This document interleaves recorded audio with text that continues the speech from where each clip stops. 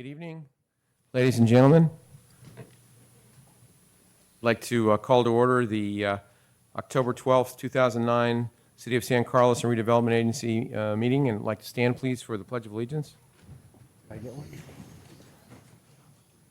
I pledge allegiance to the flag of the United States of America and to the republic for which it stands, one nation, under God, indivisible, with liberty and justice for all. Sound like kayak. Is that right? She's hey. All right. I'll get it as a going away present. All right. Please go. Rolling along here. Item number 2, changes to the order of agenda. Gentlemen, any changes? Staff? None. Okay. Moving on, item 3, report from closed session. Mr. Rubens? No reportable action except item 6D, which is going to be on your consent calendar. All right. Thank you very much. Item 4, council communications and announcements. Mr. Lewis? I have one given to me by a citizen, and it's called 2010 by 2010. It's a proclamation of recommitment to the mission of the ADA, American Disabilities Act. And it's basically a celebration of the 20th anniversary, recognizing the progress that's been made under the ADA. And it's a request that different agencies reaffirm the principles of equality and inclusion and recommitting efforts to the spirit of the ADA. So what I thought I'd do is make copies for council and give it to staff, and so for council maybe consider a proclamation next year on the 20th anniversary of the ADA. Okay. Thank you, Mr. Thank Lewis. you very much. Is there anything else? No, thank you. All right. Mr. Ahmad? Mr. Mayor, wanted to say a lot of folks probably got these in the mail. That's your official ballot, so I wanted to let folks know that you can take your ballot out and you can actually save a whole 42 cents. I don't know, I usually lick $1 and put it in the mail, but anyway, you can put it into a box upstairs, which is an official ballot drop box, and you will know that it is safe. So voting has started, and please come on and drop off your vote. Okay. Thank you. Mr. Grocott? Yes, I have just one item, and that is we did have a fire board meeting. I guess that was last week. I don't know, the time goes so quickly, Mr. Mayor, but I think it was last week. And we actually saw something about this issue in our council newsletter, so I thought an update tonight would be appropriate. The council newsletter referenced to looking at some changes in the funding formula. It is an item we will be seeing before the council soon. I'm not exactly sure when, but we have you might say a draft proposal at this point. It's on our agenda for Wednesday night for finalization, I suppose. But at this point, what we were looking at was a funding formula where we would weight the population factor at 15%, the call volume, and the fire stations at 35% each, and then the assessed valuation at 15%. So something of that nature will be coming to council in the very near future. And that's my report. Thank you. Okay. Thank you. Nothing? Okay, Mr. Royce. I have nothing tonight except that I think we had a successful, I look at Cheryl here, hopefully we had a successful art and wine festival over the weekend, and the weather held off for us. Thank God it wasn't going to be tomorrow. And I think there was a lot of people in town, I know that. So congratulations, Cheryl. Chamber of Commerce did a great job on that. And of course, all the volunteers. Without the volunteers, it doesn't happen. So moving on, number 5, public comment. Persons wishing to address the city council on matters not on the posted agenda may do so now. I have one speaker slip, Pat Bell.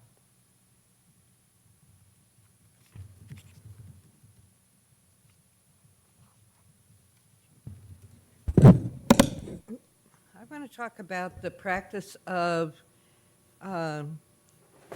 postponing discussion of anything pulled from the consent calendar until the end of the meeting. It has a tremendous chilling effect on public input. If the public wants to pull an item off that agenda, that public has to be willing to stay as late as the meeting goes, which tonight could be very late. And it doesn't save you guys any time. I mean, you have to stay to the end of the meeting anyway. You might as well do it then and then get on with the rest of the business. But it does make a big difference to a lot of citizens who would like to occasionally pull, it doesn't happen very often, but when it does, we're stuck. We can't stay until 10:30 or 11, and we want to have our say about the item, and there's no way around it. And I would point out that when Mr. Lewis pulled something that was going to require talking to the police chief, you considered it right then, so the police chief wouldn't have to stay late. Well, his pay grade is higher than mine, but I think I'm entitled to the same courtesy. Thank you. Thank you, Pat. Okay, anyone else wishing to speak on public comment tonight? Okay, moving on. Item 6, consent calendar, approval of the consent calendar. Consent calendar items are considered to be routine.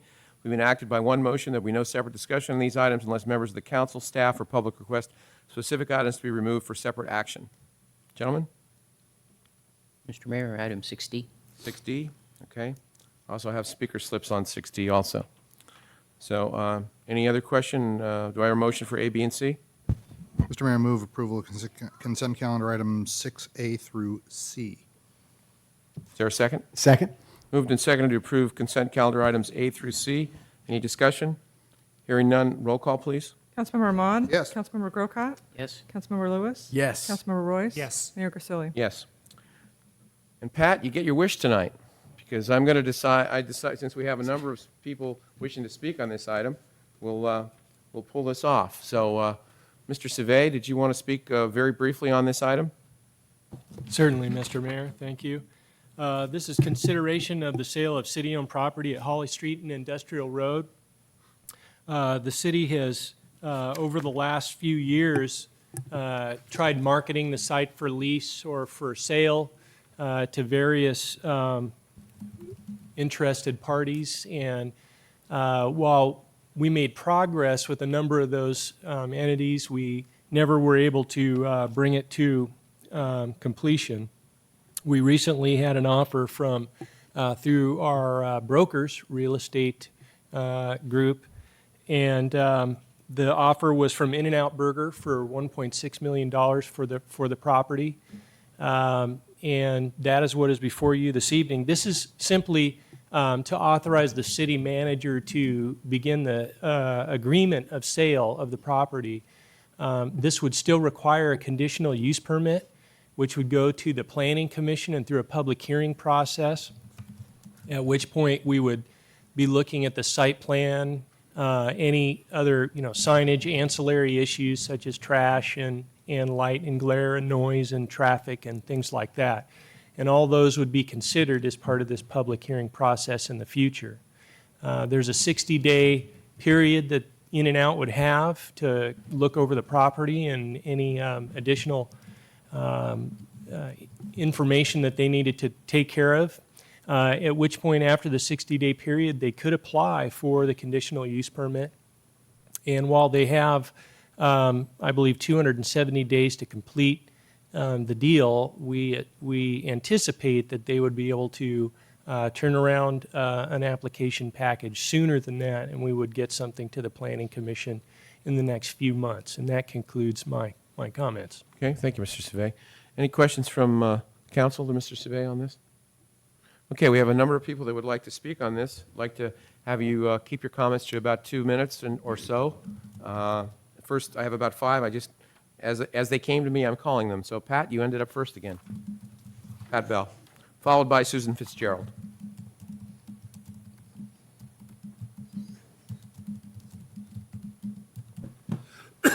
Well, first, I don't think desperation is ever a good way to make a decision.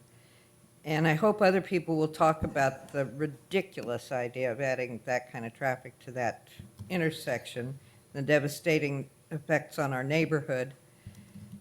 But I think you need to think about the youth in our town, too. The general plan youth visioning workshop came back with In-N-Out Burger at the top of their list, and I think they ought to get it. I think the problem is putting it on that corner. If we're on the northeast corner of Britain and Industrial, I wouldn't be here. How are those kids going to get to In-N-Out Burger on their skateboards and their bikes? They're going to go down Holly? I don't think so. They're going to go down East San Carlos? That's not safe either. If you put it down by the marketplace where they can go down Britain, or Howard, which is safe, and get back home safely, you avoid the other problems as well. The traffic, the smell in our neighborhood till 1:30 in the morning, the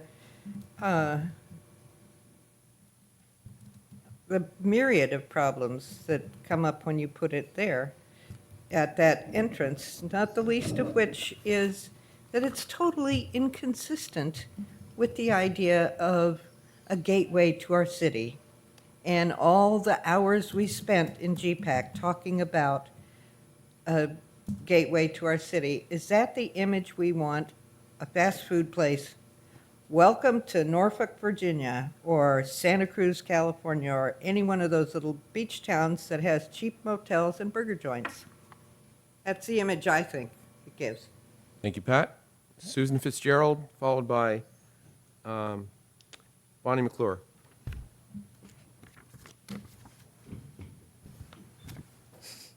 Thank you. I think a lot of people were caught off guard about this In-N-Out Burger. And I'm one of those. And it just seems like we're fast-tracking this thing. We had the property up for sale, and suddenly get a bite, and it's a big, fat, juicy bite, and we're going to jump. And there's been no EIR. We don't know how it's going to impact our community, no public discussion. Right now, we're in the middle of, Holly Street, 101 to El Camino corridor. It's bicyclists and pedestrians are already at risk. Traffic is a mess. According to our own 6-month Holly Street at US 101 Access alternative study, and we're not even halfway through that, I think. Does anybody know? And then we're going to throw this into the mix. San Carlos already has, we counted 16 plus big box fast food stores. And when I'm thinking the City of Good Living and the shepherds of the City of Good Living, and with our green reputation, we're the #1 green city in California. We're the #3 green city in the nation, 2007. It's the first thing that comes to my mind would be, we need another fast food burger joint. And granted, this is a really trendy fast food burger joint. And McDonald's has been pummeled bloody politically and by health experts. Pardon the pun, anyway. And somehow with this Hollywood mystique that comes with In-N-Out Burger, Brangelina loves it, the movie stars love it. Ms. Fitzgerald, could you? Okay. Thank you. We're going to invite this into our city. The mayor himself said, I don't consider In-N-Out Burger even to really be a fast food restaurant. I'm saying, let's get more informed about how it's going to impact the city. The mayor has said, the city manager has said that it's Need to wrap just, it up. it's not much as far as the revenue we're going to get, not much. And so in return for this not much and the impact it has on the health of our children, I think that you owe it to us to allow more public discussion on the impact that it's going to have on San Carlos. Thank you for your comments. Thank you. Bonnie McClure, followed by Shira Ross. Bonnie McClure, San Carlos. I agree with the things that the two prior speakers have said. I'm very concerned that aesthetically, no matter what you do to a hamburger joint, it's a hamburger joint. And that is our main gateway to this city. And how do you expect to get a first-class hotel to go on the other corner when they've got that to look at? I mean, it's ridiculous. And if they're allowed to buy the property, it isn't really fair to then put a whole bunch of restrictions on them. As you say, you have to do the EIR and you have to do goes through the planning commission, and it has to be approved. There are a lot of things that come afterwards, but there's just so much you can do to a hamburger joint. Thank you for your comments. Shira Ross, followed by Jake Friedenthal.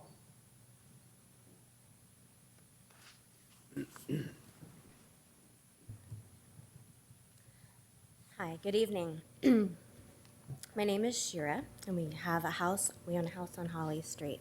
I feel a little ill-prepared tonight. I'm curious actually how much public notification was given before going to vote. Have you ever been to an In-N-Out before? This is a really big deal. It's a major fast food chain. I get it though. From a city revenue point of view, you can probably already taste the money. My husband loves In-N-Out, but that doesn't mean we think it's a wise decision for the neighborhood. But I don't actually get why this is on the table, because I thought traffic congestion at Holly 101 was a major concern for the city. The two issues are not mutually exclusive.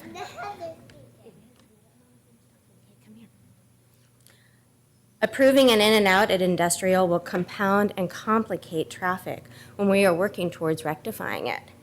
I hope that you will closely examine the ripple effect of this proposal and consider the vision for the neighborhood before you take a bite. Thank you for your comments, Mr. Ross. Jake Friedenthal. Hopefully I said that name, or possibly close. Friedenthal. That was it was a good effort. It was a good effort. Good. Yeah, it's Jake. All I can do. It's Jake Freudenthal. You'll Sorry. get it pretty soon. 3 or 4 more speakerships. How to do it. I didn't study Freud in school. It's my problem. My bad. All right, so I don't really have that much more to add, except just I'd like to reiterate a few things. One, we talk about, I hear a lot about, it's just a sale. There's all kinds of other things that have to happen before the construction actually comes up. But I can't recall a sale not having resulted in a structure, and the resulting structure is going to bring huge change to the neighborhood for the worse. Like my wife said, I'm a fairly devoted follower of In-N-Out, and I spent a lot of time in both the Millbrae and the Mountain View In-N-Outs. I don't know if you've been there, but I strongly suggest you spend an afternoon there before you make this decision, because the feel of just the area with a huge radius around the In-N-Out burger is quite extraordinary and industrial. So please consider that, but consider doing that before you actually make this decision. Thanks. Thank you for your comments. Next speaker I have is Jeff Wilfong.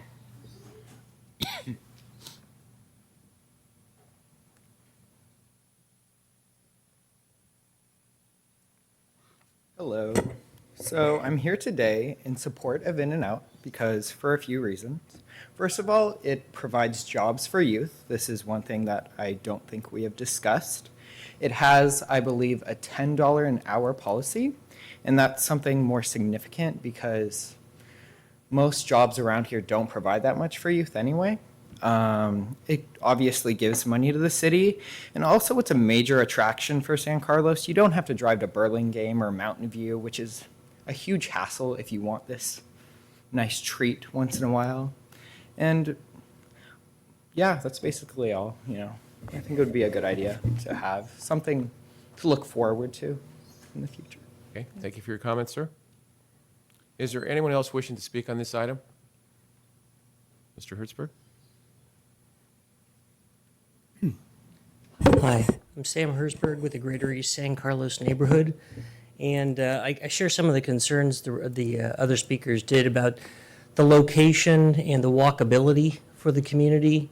We have some we've mentioned it several times. We have some real pedestrian safety issues. Holly and Old County Road, let alone Holly and Industrial. It does seem a bit premature selling the property before it has approval. What if you denied the the business based on face value? Maybe you should consider, is this the best location? Britain was mentioned. One thing you might consider as you deliberate is whether or not it warrants renting the property until the property, has all of its approvals before the city, before you actually consider selling the property. So at least you have a little bit more time to look into some of the issues that some of the other speakers have raised. Thank you, Mr. Hertzberg. Is there anyone else wishing to speak on this item? Does that mean yes when someone stands up? Okay. Did you fill out, afterwards, could you please fill out a slip? Okay, I apologize. Let me see what I can find on 6D. Didn't seem... Sam told me it was item 10, so I wrote down 10 on. Okay, well, that's certainly why. Why don't you just give us your name? Sure, it's Dimitri Vandelos. I'm a long-term resident of East San Carlos on Montgomery Street. And I want to reiterate the issues with the location of the fast food joint. I personally have issues with fast food, but if the city wants something, it really should consider the location. It's an incredibly poor location for a restaurant. I'm very concerned about kids getting hit on their way back and forth to it. If any of you have tried to cross that intersection as a pedestrian or on a bicycle, you would know just the issues with safety. My family and I would love to go biking in Redwood Shores. It is so unsafe to try and cross that freeway and get across Industrial that location seems like it's asking for trouble, and I would strongly suggest looking for other areas in the city if you really want another fast food joint. That's it. Thank you for your comments, sir. Is there anyone else wishing to speak on this item? Okay. Gentlemen, you have any comments? I have some questions for staff before we go into discussion, if we might do that. Mr. Mayor? Go ahead. Okay. I have a question for somebody over there, I suppose, and then I have a question for our city engineer.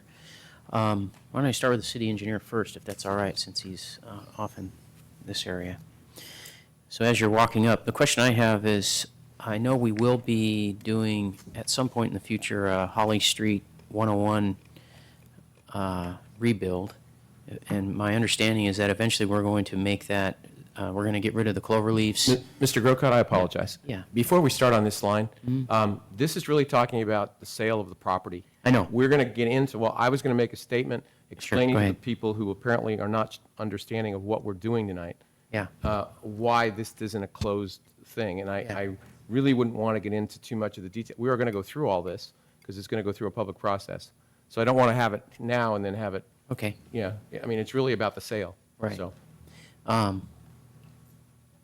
which is very specific and very, Yeah, and I yeah. can make, if you want, I can make my statement and then. Okay, then let me ask the other question, if I might. Sure. I apologize, but we're going to get into that.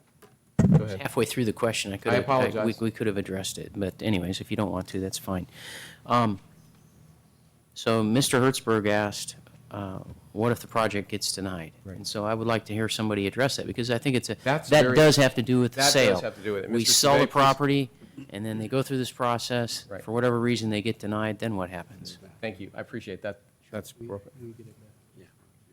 Yes, I think I can answer that question, Mr. Mayor. If it doesn't go through or doesn't get approved, a conditional use permit, the city gets the property back, and there's no obligation by the city to sell it to In-N-Out. Okay, fair enough. Thank you. I appreciate, that's a good question. Other questions? Okay, and again, so everyone understands it. If we approve this item, it's a sales agreement. They are not buying the property tonight. They're not buying it tomorrow. They will not close and purchase this property and give us any money unless they get approvals. If they do not get approvals, as Mr. Savay said, this property will revert back to us, and it'll be our property. So I just want to make sure everybody's understanding of that. Mr. Hertzberg expected that question that you asked, okay? All right, any other questions? Call the question, is there a motion? Sorry, ma'am, we've closed, I'm sorry?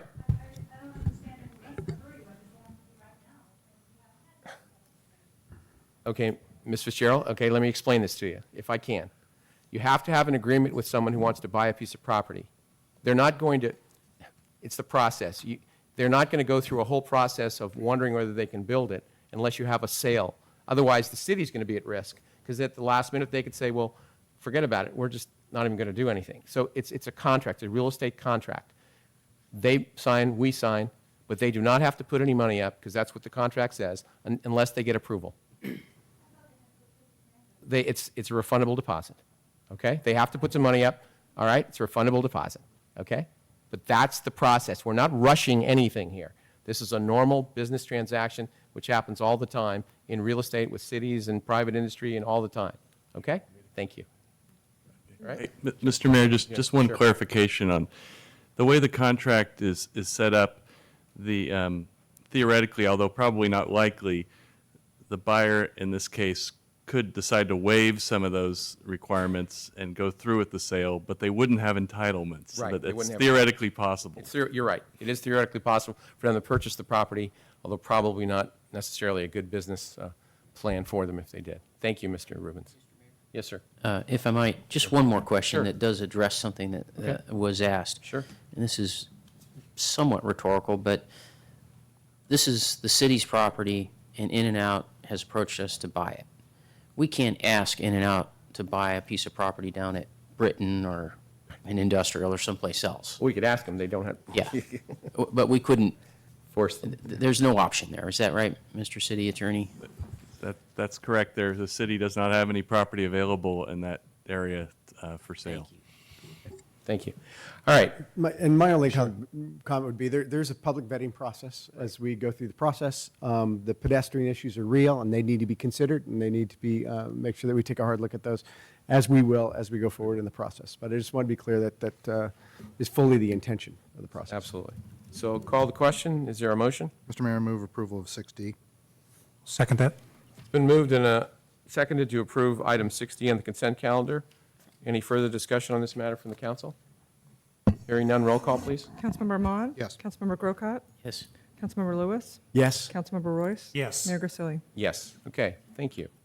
All right, moving on. Number 7, reports to council. Mr. Maltby. Good evening, Honorable Mayor, members of the City Council. For the past 5 years, the city has had a holiday furlough for all non-essential, non-safety personnel. As part of last year's budget negotiation process, the council asked those affected bargaining units who had previously taken part in the furlough to make that permanent. Those employee bargaining groups agreed to that concession. So this is now the 6th year coming up for the holiday furlough. The memorandums of understanding give the city manager the authority to designate a holiday furlough.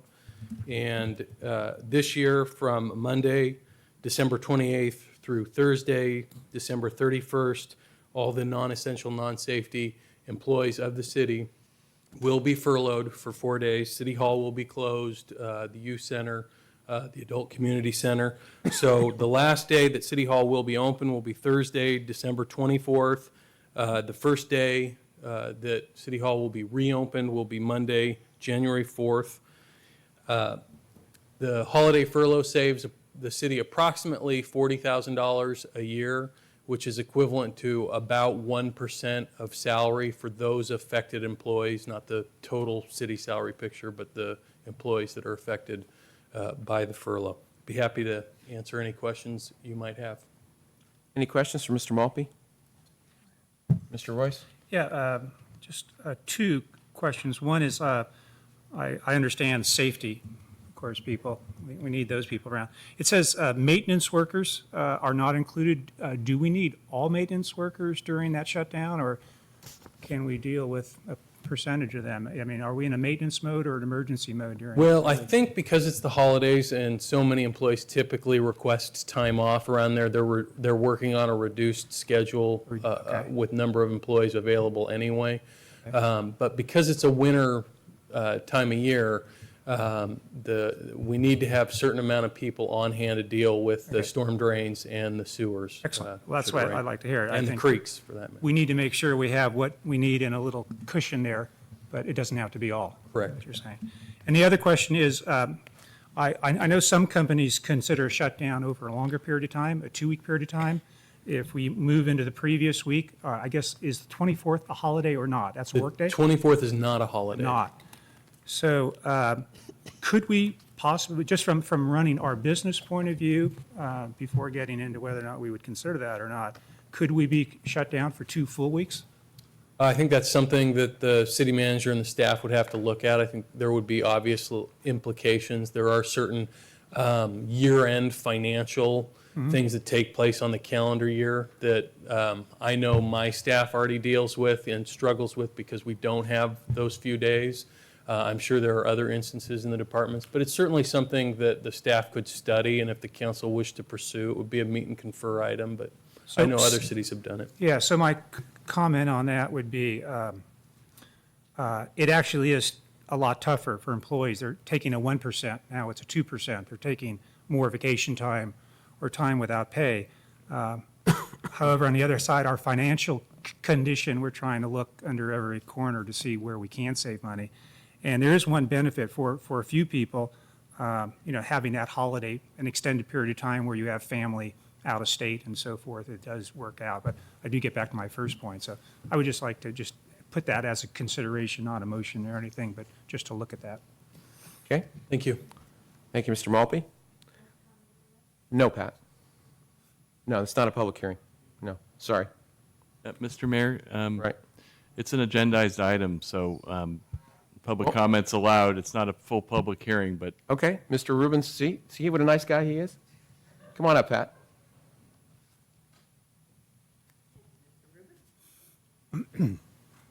I would just point out that the people who are included in the furlough are the people who deal with the public. So that if a citizen needs something from City Hall and you close down for 2 weeks, it's a long time. Thanks, Pat. I made it very quick. I know. And I let you speak. Remember that. So the lawyer told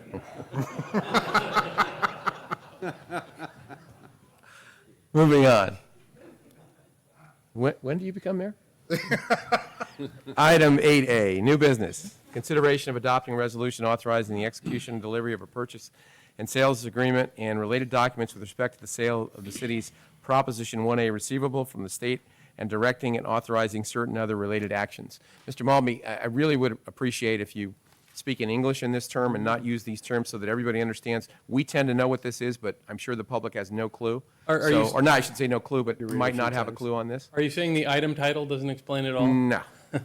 When you threw in the infield ground rule, I Yeah. just completely Yeah. lost. Thank you. You know where I'm going here, so. Well, Proposition 1A was passed by the California voters. It was an amendment to the California State Constitution back in 2004. And what it said was the state cannot, except under certain conditions, steal local government's money anymore.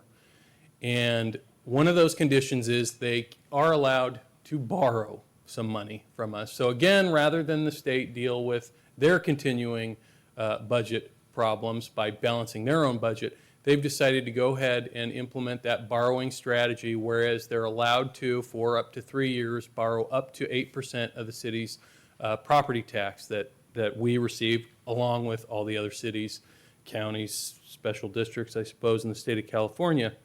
What that means to San Carlos is approximately $600,000 to $800,000 will be taken by the state. They will eventually pay it back within 3 years with 2% interest. What somebody's come up with is a rather clever idea that the state is willing, that the governor has been willing to participate in, but the legislature so far hasn't, and that's called the securitization program.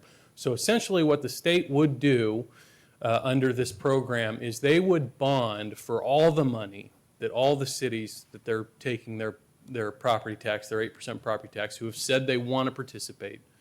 They would issue bonds, take on the full cost of issuing those bonds, the full liability, so there's no liability to the cities who participate if the state were to default on the bonds. Our credit, it wouldn't be impacted. We're in no way, shape, or form liable. They would issue the bonds for the exact same amount that the state would be borrowing from us. We would get our normal property tax payment next year of approximately $800,000. We get it in 2 installments, one in January, one in May. So we would be made whole. The state then, over the terms and lives of the bonds, would pay off those bonds, And so they're essentially sort of using our property tax revenue as securitization for their issuance of bonds. Now, the rub is right now, they can't do this. When they adopted the budget in July, there was some cleanup legislation, SB 67, which hasn't been passed by the state legislature. If it's not passed by the state legislature, this securitization program won't be allowed. So what we're being asked to do right now, us and along with many other cities, is to have the council consider adopting the attached resolution that would say, yes, we are willing to participate, we'd like to participate in the event that the program becomes available. There really is no financial impact, there's no downside to the city participating. In fact, for us, there's an upside in that we'll continue to receive our normal revenue stream through this. Be happy Questions to from the answer any council questions. for Mr. Well, Lewis? my question is, because the state takes more of our property tax dollar on a yearly basis than other cities, shouldn't they be able to take less from us at a time like this? Like, say, maybe 4%? I like your thinking. Are you running for governor? Anyway, might be worth running up the state legislature flagpole, given our tax situation. Just an idea for staff to think about. Sounds good. All right. Other questions for Mr. Maltby? I just had one question. So with the bonding, as I understand it, if we just go through the normal course of action, the state does pay us interest at the end of whenever they start paying us back. And which I understand is over a 3-year period, but they start before you get to the 3-year period. Is that correct? Well, I think they have up to 3 years to Up pay to it 3 back. So, I years, mean, they can okay. pay it all back in one lump sum Right. at that 3-year mark, or they could, make installments. I think they would, based on where they're at now, they'd probably wait the full 3 years, but that's Full just 3 years, okay. speculation. So do we, by participating in the bond program, the bondholders get 3% and we don't, but we get our money up front? 2%. Or we essentially don't see money go away because the bondholders make us whole? Correct. What it looks like right now is we would not receive the 2% that we would be accumulating on that money over the 3-year period due at the 3rd year. The bondholders are going to get whatever the terms of the bond issuance are in terms of return on their investment. That's really completely separate from the city issue. The way I've looked at it is, if we get our payment up front, we're going to have that money in our bank account earning interest just That's going to be my next question. Yeah, just So as what is- easily as what the rate state is that right now? It's around 2%, and if you want to look at the county pool, I think it's a little higher than 2% right now, so. Thank you. That's it. Great. Sure, Mr. Royce?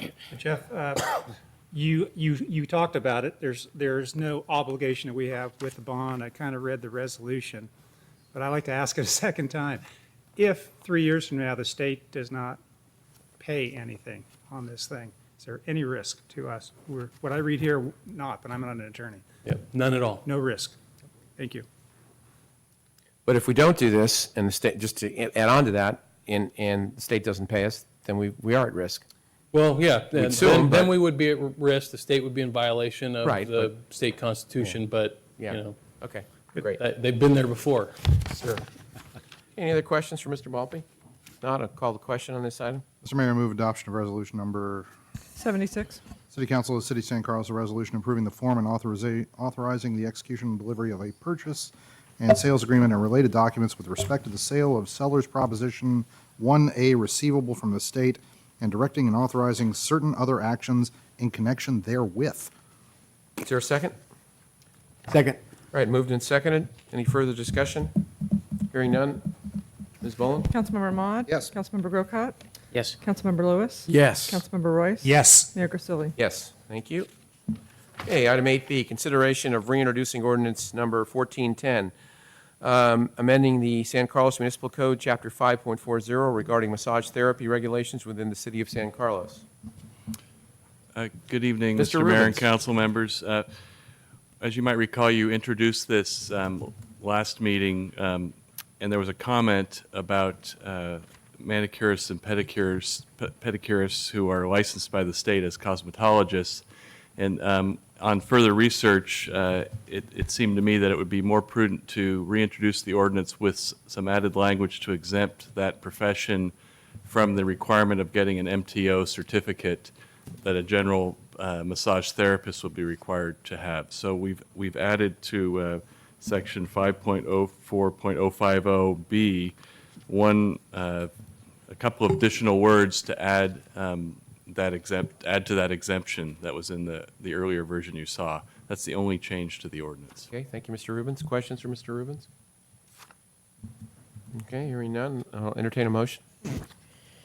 Mr. Mayor, move to introduce ordinance number 1410. Do I need to read it out? Yes. An ordinance of the City Council of the City of San Carlos amending Chapter 5.40 of the City Council, San Carlos Municipal Code regarding massage therapy regulations within the City of San Carlos. Second? All right, it's been moved and seconded on this item. Any further discussion? Hearing none, roll call, please. Councilmember Ahmad? Yes. Councilmember Grocott? Yes. Councilmember Lewis? Yes. Councilmember Royce? Yes. Mayor Grisilli? Yes. Okay, thank you. Moving on, item 9. We are now going to be sitting as a redevelopment agency. 9A, consideration of amending the adopted redevelopment agency budget for fiscal year 2009-2010 to appropriate $18,000 to the San Carlos Levee Project. Mr. Weil. Thank you. Every time I work on this project, I think about the song American Pie. You know, the good old boys are drinking whiskey and rye. And I was hoping you could sing it tonight, Mr. Well. No, you don't want me to do that. But anyways, we hope that we won't come up dry when we have to pay the city of Redwood City for their work on the San Carlos levee, and that's what this project is about, this item is about. We do have an agreement to pay $250,000 up to that for their work, and so we need to set up an assessment district to raise the money to do that. And this firm, SCI, was selected to do the assessment district services. They had by far the most economical proposal for that. And they had done a very successful assessment district in the city of San Mateo, a similar problem. So, Okay. absent any singing, Question- glad que- to answer any questions. Questions for Mr. Weil? Okay. Hearing none, I'll entertain a motion. Make a motion to amend the adopted redevelopment agency budget for fiscal year 2009-10 to appropriate $18,000 to the San Carlos Levee Project. Second. Been moved and seconded. Any further discussion? Ms. Boland, roll call, please. Councilmember Ahmad? Yes. Excuse me, Director? Director Ahmad? Thank you. Director Oh, that's a Grocott? different guy. I'm sorry. Same voice. Director Grocott? Yes. Director Lewis? Yes. Director Royce? Chair Grisilli? Yes. Thank you. Yeah, driving the Prius to the levee just doesn't work, does it? Okay, and here we are at item 10, public hearing. Consideration of adopting resolution certifying a number of items. We're going to consider certifying the final environmental impact report. We're going to consider adopting the San Carlos 2030 general plan. We're going to consider adopting changes to the circulation and scenic highways element. And we're also going to consider adopting a climate action plan. So, Mr. Savay, we have got a lot of stuff here. Good evening, Honorable Mayor and members of the City Council.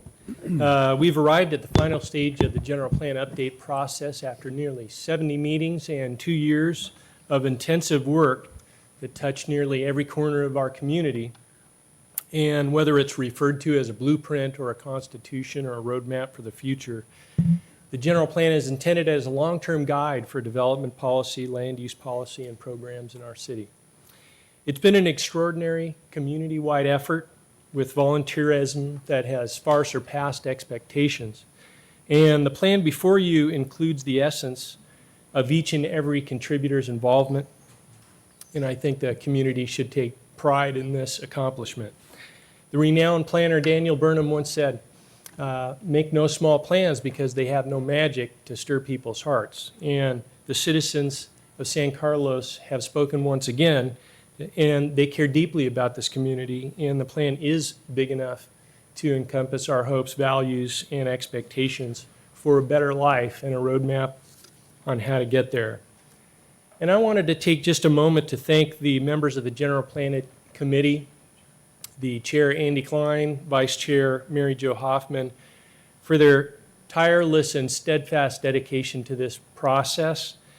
Collectively, they spent hundreds of hours on this plan and on many occasions worked very late into the night.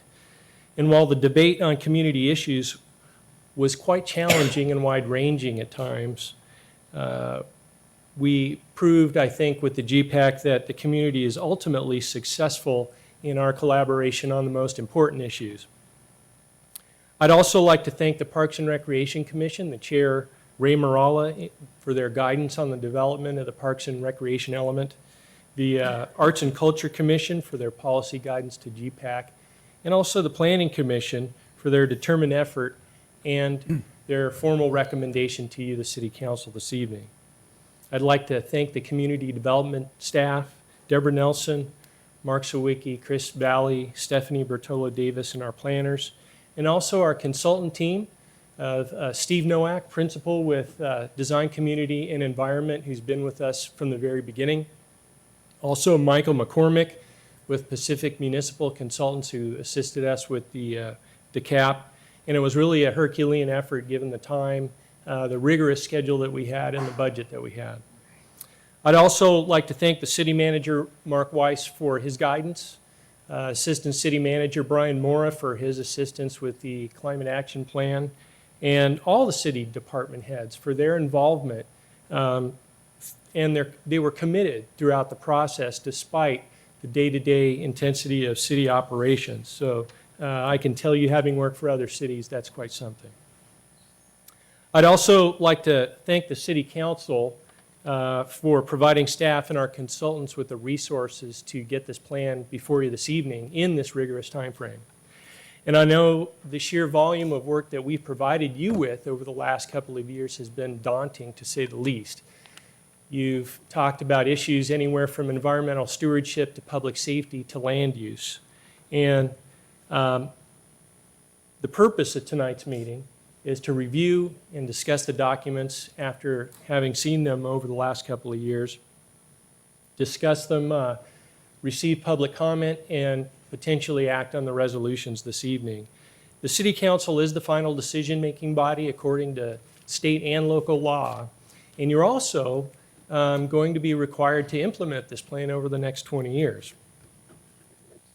This is the land use map, the general plan land use map, and it was carefully considered to ensure that it strikes a balance between our measured growth and long-term stewardship and maintaining our community character. And it recognizes that while we do have unique community assets and a high quality of life, we need to change and adapt to stay healthy and remain competitive in the marketplace. There are 4 key documents in the general plan update. We have our general plan, which, as you know, is a 20-year document, and there are 7 elements to it. Now, the housing element is also one of the elements in the general plan, but it's a standalone document. As you know, the state requires us to update this document on a 5-year time schedule, and it's also a voluminous document. It's almost as thick as the general plan itself. So it's a separate document. We put together a climate action plan, which is also a 5-year standalone document. This climate action plan was put together to support the general plan and ensure that we met the state's greenhouse gas emissions requirements for our general plan.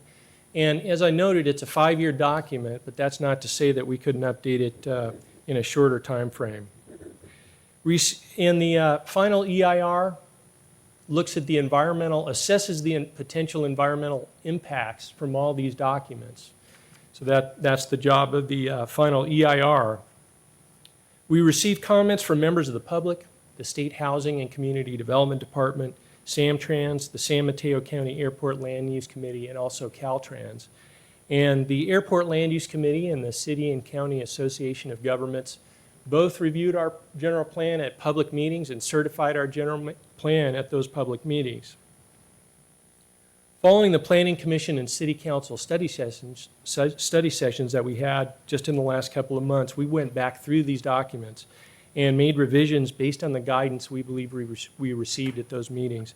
And we prepared errata tables for the general plan and the housing element, and we updated the cap. And the EIR was also finalized to respond to all the comments that we received. These are the elements that make up our general plan. As I noted, there's 7 elements there. And although the Climate Action Plan is not an element, there is direct nexus between the Climate Action Plan and each of these elements. And this nexus will ensure our plan's compliance, as I noted, with state greenhouse gas emissions, but also it'll help to provide us with the tools to manage and sustain our local environment and to reduce our energy usage long term.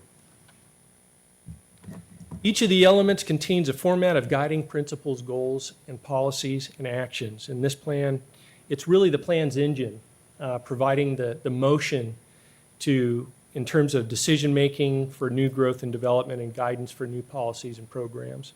And that little green graphic, as I noted back in the study sessions, denotes a synergy, a nexus with the general plan and the Climate Action Plan. With regard to tonight's meeting, in terms of, I'll start with this overview, and we recommend a similar path to the one that we took at the study sessions with the City Council. After my overview, I'll turn the podium over to Michael McCormick, who will go through the Climate Action Plan.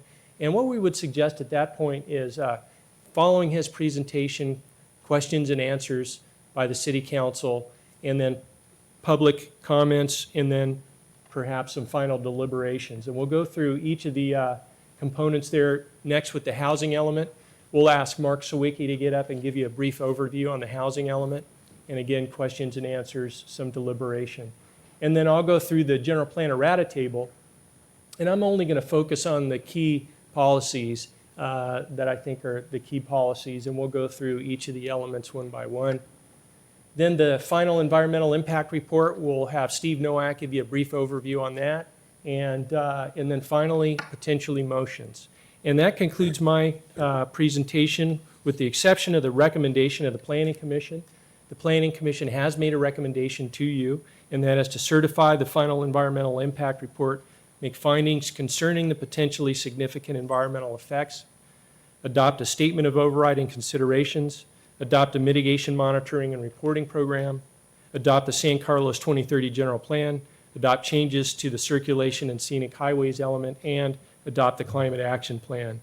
And each of these actions is accompanied by a resolution, and we would suggest that you act on each resolution separately, and we'll assist you with that process if you get there this evening.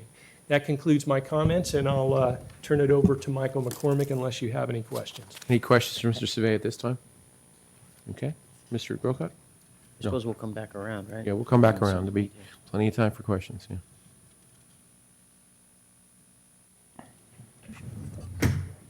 Mr. McCormick, how long do you expect your report to be? 30 to 45 seconds. I'm kidding. It's we can only dream. No, it's about 10 minutes. Thank you, Mr. McCormick. I appreciate that. Thank you. And I'll try to keep it short. No, that's fine. No, 10 minutes. You might have said an hour and 10 minutes, and then maybe we'd have a discussion. So. Okay. Thanks. Well, it's a pleasure to be here tonight, Chair, council members. I'm here to present the San Carlos Climate Action Plan and some of the amendments that have taken place over the number of workshops that we've had. We've gone through 10+ Climate Action Plan subcommittee meetings, a public workshop, and multiple study sessions. So, a brief summary of changes due to the study sessions are the inclusion of municipal operations within the Climate Action Plan.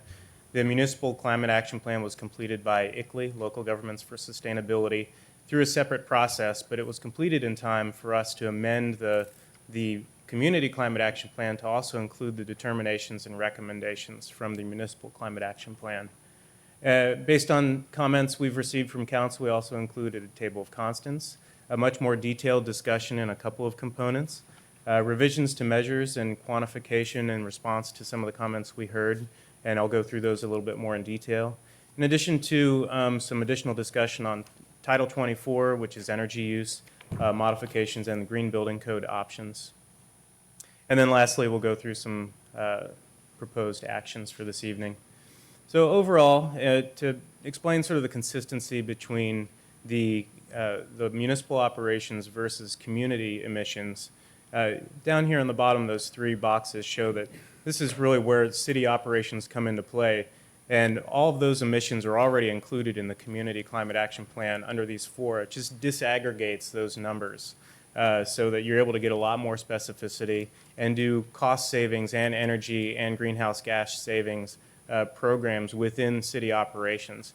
So over time, the emission reduction measures that are proposed through that municipal operations plan should offset costs that might be associated with the community actions. This is a brief summary. This is a pie chart of the government operations emissions. We've gone through the community emissions in detail in the past, so I'm not going to go through that again with you, but I'm more than happy to go over that again. So government operations, about 20% is from the employee commute. That's actually pretty low compared to most cities. Most cities have a little bit higher number than that.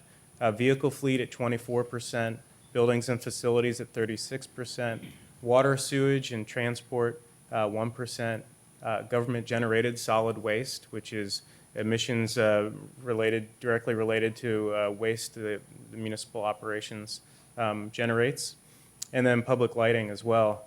And so there's reduction measures and energy efficiency measures to improve all of this included in that municipal operations plan. One thing to note is that the municipal operations only account for about 1% of overall emissions in the community. And this is pretty standard throughout the state. So community emissions are 99%, overwhelmingly the more substantial source of emissions.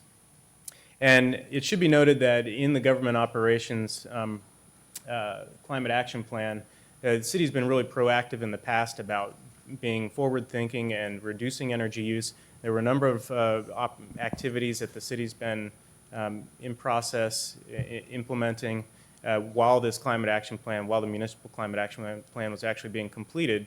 And so we were able to already account for those in the community action plan. So a number of those already were reflected, and including the actual municipal action plan into the community action plan was relatively straightforward. Some of the things that the municipal CAP recommends is completing and implementing the recommendations of the facility energy audits. Some have been completed, there's others that are underway, and that will result in significant cost savings for the city as well as emissions reductions, so double benefits. Increasing public transit opportunities for city employees, that'll reduce that 20% of emissions related back to employee commute. Converting the fleet to hybrid vehicles, which is already underway, or alternative fuel vehicles as well. Increased waste diversion, which is another thing that staff has been proactive on. And installing renewable energy facilities to power community buildings is also another option. So many of these are already included in the Community Climate Action Plan, as we discussed earlier. The Climate Action Plan Subcommittee was proactively thinking about the municipal actions that could be taken while we were going through the community process. So a lot of that was included in the discussion. And many of the reduction measures work for both municipal and community emission reductions, including the Transit One energy reductions on down the board. This is just a screenshot of the table of constants that was added, which is to really simplify and allow a more easy to understand reference for all of the various constants that are included in the Climate Action Plan. So each of the units of measurement have a direct discussion item so that people that may not be familiar with scientific measurements can go in and understand exactly what it means to have a metric ton of carbon dioxide equivalent or other. So some of the Climate Action Plan revisions since June, we went over a couple of these already, but we've included additional references and footnotes. We found that there were some additional references that were needed. We also expanded the discussion on items that were not included in the Climate Action Plan, for example, Scope 3 emissions or airport emissions that were directly the responsibility of the county to manage. And there's a much more detailed list in the Climate Action Plan. We included additional sea level rise discussion to respond to the BCDC, the Bay Conservation Development Commission, recent reports, amended reports that reflect different assumptions. We also discussed further detailed assumptions in the appendices about both cost and emissions calculations to respond to not only the other the modifications in the Climate Action Plan, but also to new science that's available that allowed us to do that. We also included some additional discussions on funding. Funding sources are constantly being updated, and there's always new opportunities. The stimulus package has provided an amazing opportunity for local governments to implement energy efficiency and greenhouse gas reduction strategies. So there will be some substantial money that continues to come in and be available to local governments for the next year or so. Appendix E was added, which is the government operations I discussed earlier, and additional discussions on green building alternatives to really clarify what's being proposed there, because there was some confusion about what exactly was being proposed through those emission reduction measures. So to get a little bit more specific about the individual reduction measures, Transportation and Land Use 11, which was, you may remember, the on-street parking requirement, which really had substantial emission reductions associated with it. We found through the workshop process that, the work session process, that it probably wasn't going to be feasible to do that for the businesses that are located in downtown. So we've eliminated the Transportation and Land Use 11. But in order to do that, we also had to make up the emission reductions from other areas. So one of the things that we did was looked at Energy Use 2.1, which previously had been worded to more of an exploratory exercise rather than a mandated requirement, and changed the language to require the 15% above Title 24 efficiency improvements. So this was already included in the Climate Action Plan, but the language has changed a little bit to require it. Energy Use 3.1a was to continue providing information on green building, and this also works with Energy Use 2.1. 3.1a is the first green building code option, and that relies on the state green building code to serve as a basis for the city's green building code. Energy Use 3.1b, this was the one where we added some substantial discussion on the differences. It really outlines two options under 3.1b, which is coordination with neighboring jurisdictions. There's a number of jurisdictions that are going through the green building code process or have already adopted green building codes. And the second is to create a custom City of San Carlos green building ordinance, including the workshops and the overall staff discussions and council discussions that would result in a really standard or really custom city green building ordinance for the city. And the Transportation Land Use 8.1, this was an existing policy to more easily access, have pedestrians more easily access parking areas. And Solid Waste 1.2, which moved to reduction goal number 1. And the solid waste, the reduction measure associated with solid waste was really, it was an environmental preferable purchasing policy. Included under zero waste is equivalent. So that's the overall summary of some of the major changes that took place to individual emission reduction measures. And this is a breakdown, a graphical representation of the overall emission reductions that come from the three separate emission reduction measures. EU 3.1a, which is the state code and ongoing handouts. EU 2.1, which is the 15% beyond Title 24 requirements. And that's, in that little gray box on the top is the inclusion of EU 3.1. So 15% beyond Title 24, you would still wind up doing the state code in other areas outside of energy efficiency, and ongoing handouts would still occur. So the city would continue handing out information on green building so that the public would be informed. And then the third option, which is EU 3.1b, is the countywide or San Carlos specific code. We didn't assume much of a difference between emissions reductions between those two, because there is a number of different ways you could develop a code, so we had to make some assumptions. We based it on some of the industry standards, which are LEED and Build It Green, and the assumptions that came from the years of data accumulated on those two programs.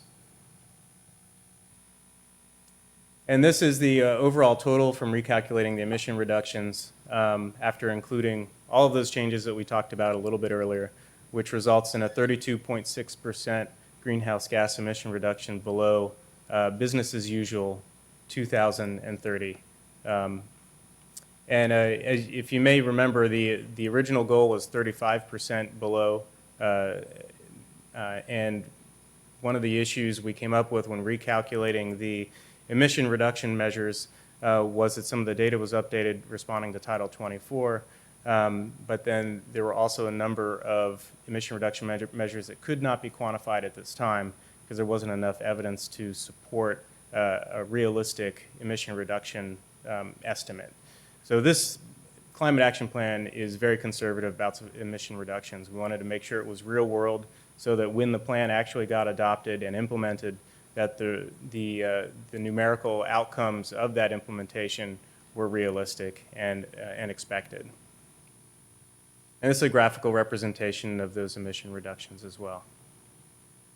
And so winds up with a total emission reductions of almost 98,550 metric tons of CO2e per year, which is quite substantial.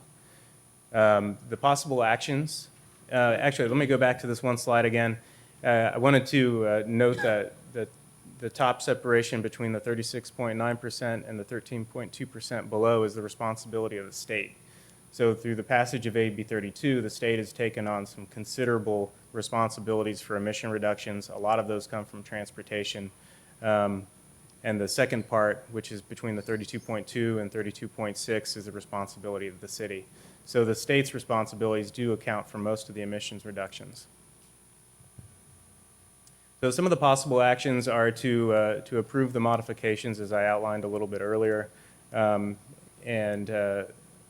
choosing between Green Building Code option 3.1A and 3.1B. So it's the state Green Building Code with continuing to hand out those the informational materials, and then EU 3.1B, which is the countywide or city-specific Green Building Code. One of the things that that's important to note about 3.1A is that you would need to also include EU 2.1, which is the Title 24 improvements, whereas 3.1B would also replace EU 2.1 because the Title 24 improvements would be included standard in that approach. And that concludes my presentation. I'm happy to answer any questions you may have. Okay. Thank you, Mr. Cork. Questions for Mr. McCormick or first Mr. Savay on the climate action plan?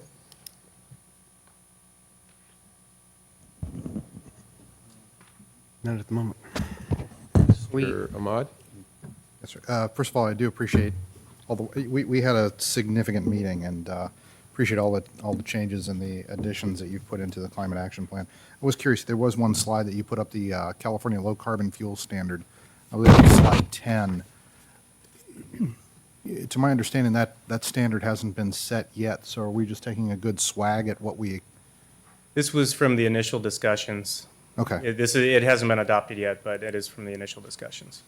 Great. Mr. Mayor, just a quick point about the cap. There was a challenge that was found in here that getting good data on electric use from PG&E was pretty tough. We were not able to get block level data to really understand where our uses was going or what was happening. So I would like to put out as an action item for staff that it would be terrific if we could follow up on this. But I know that PG&E has signed a contract with Silver Spring Networks for smart meters. I would like to find out more about how that rollout is going. Second of all, as a follow-up, I'm looking obliquely at Cheryl with the Chamber, that if we could do some more work cooperatively with the Chamber and specifically our business community to understand where the electric usage is going, that would be tremendous for us to figure out a more accurate footprint. Okay. If I may comment on the smart meters, we've actually looked into what that might look like to be able to track energy use at a per household level, and it's really a powerful tool to guide the decision-making processes. We're looking at potentially having that lower level data in the next update or next two updates, but it's all dependent on public policy. Yeah. Just to follow up for a moment, Mr. Mayor, I had a presentation by Google describing that if you have a smart meter in the house, you can actually go to Google. They'll be able to tell you your refrigerator is costing you this much, your washer dryer is costing you this much, and if by time shifting you can actually reduce your CO2 footprints. A lot of this will be predicated, it would be a free tool from Google, but it would be predicated on the rollout of smart meters. So this is a tool that PG&E has. Silver Spring Network is literally down the street from us, developing these things. So it'd be tremendous if we can get on that and be one of the rollout sites. Okay. Mr. Lewis? I have a question on 3.1B. If we were to adopt that tonight, there's an or provision in that, right? Which is either a custom one or consistent with that of neighboring jurisdictions. What's the process by which we would make that determination? If we decided to go for 3.1B, is that a down-the-road process? At what point we could consider, the council would consider costs and decide to go the custom direction or neighboring jurisdiction direction? I think that in terms of the timing is, I guess, the first step, and we intend to come before the council in the next few months with an action plan in terms of implementation. So at that point, you would be able to tell us, and we would lay it out in terms of when we would start this work. And at that time, you would be able to tell us what priority you wanted as a council. Do you want to do it in the next year? Do you want to start it right away? And at that point, we could start on costing. And so I think also you had a question about the two different processes, perhaps? It's mostly what, if the council's pleasure was to commit to 3.1B tonight, it was really, what's that next step in the process? Because there's different costs associated with each. Right. And so there would be different costs. If we did our own specialized ordinance, the costs would be higher because it would be a more intensive process. Right. I think we would want to talk to the development community. We would want to work with the green community. We would want to work with the general public, contractors, et cetera, and it would be a pretty committed, involved public process. And I think that's probably the way to go if we were to do our own. If we were to go on a county-wide level, it would be working more with other agencies, with the county, with their consultants, and other cities in a different kind of a format. And we wouldn't necessarily have to do as intensive of a process, and it would be less cost to do that. Great, thank you. Mr. Mayor, one follow-up, if I may. Mr. Savay, one point of confusion that I had, and I'm hoping you can add some color to this. I know that the county is working on green building ordinances. I think there was a question about what CCAG was doing. There's an opportunity for us to do something. Everybody's interested in trying to conserve money as we can, but do you have some sort of an idea of who's developing what and when something is supposed to occur? I think I'll refer that to Brian Mora. Thank you, Al. There's a number of initiatives going on, and I think probably the easiest way to describe it for us would be to focus on things going on at the county. There are a couple of cities that have green ordinance building codes already. There are others who are interested in this area, and most of those are working with County Recycle Works. There's a guy named Jeffrey Liang who is heading up a group of building officials that are meeting. I believe it's monthly or every other month. Chris Valley, who's our building official, is part of that group. They're exploring the county's green building ordinance, and they're also exploring City of San Mateo's, which is a little different, and some of the others. I think some of the comments that we've had for Jeffrey so far is that while we think that's a good process, and as Al points out, could save some money, we're also concerned that at some point the development community and property owners need to be brought into that discussion, so it's not just the building officials and the sustainability folks. I think one of the things at the staff level that we heard a lot from the chamber, business community and others was they were not involved in the county's green building code before it was adopted, and we heard a lot of negative feedback about that, so we don't want to repeat that mistake. But I think there's an opportunity there to work with a bigger group. And since that process is just starting, it's hard to know at this point where they're going to end up. You know, I think they've had an initial meeting or two. They've talked about what's going on in some of the initial cities in this county, but as far as where they land, I don't think we know yet. Thank you. Mr. Grocott. So I just wanted to get a point of clarification, if I understand correctly.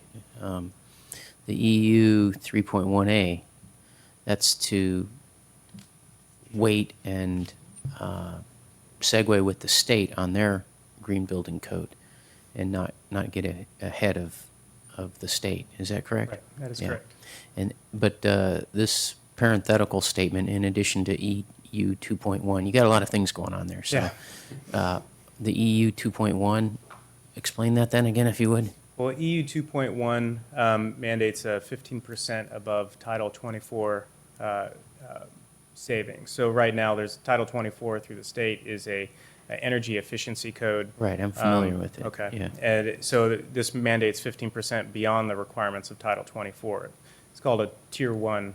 So what you're suggesting then is we could wait for the state's requirements, but in the meantime, we would still do a 15% above Title 24? Correct. Do we And have- the reason this was proposed in part was due to the elimination of the on-street parking emission reduction measure. So we had to balance out the savings from that emission reduction measure with a new reduction measure, and this had pretty substantial savings and was able to make up for much of that. And if I could add to that, Mr. Mayor, one of the components of this Title 24 idea is that the marketplace would decide what type of energy efficiencies they would use, you would use as a designer or a contractor or builder in the building, as opposed to being regulated in terms of being told you have to use X, Y, and Z. It really leaves it up to the building community and the property owners to decide how you want to achieve that 15% goal. So it's a little different than if we went with a different kind of a code or a more specialized code. So if I can drill into that just a little bit, what you're saying is there would be menu items that a builder or designer could choose from. Is that correct? Because right now, Title 24 it leaves very few options to a designer or a builder. There are a few things that you can do, like deciding where you put your fluorescent lighting, and do you use motion sensors or do you use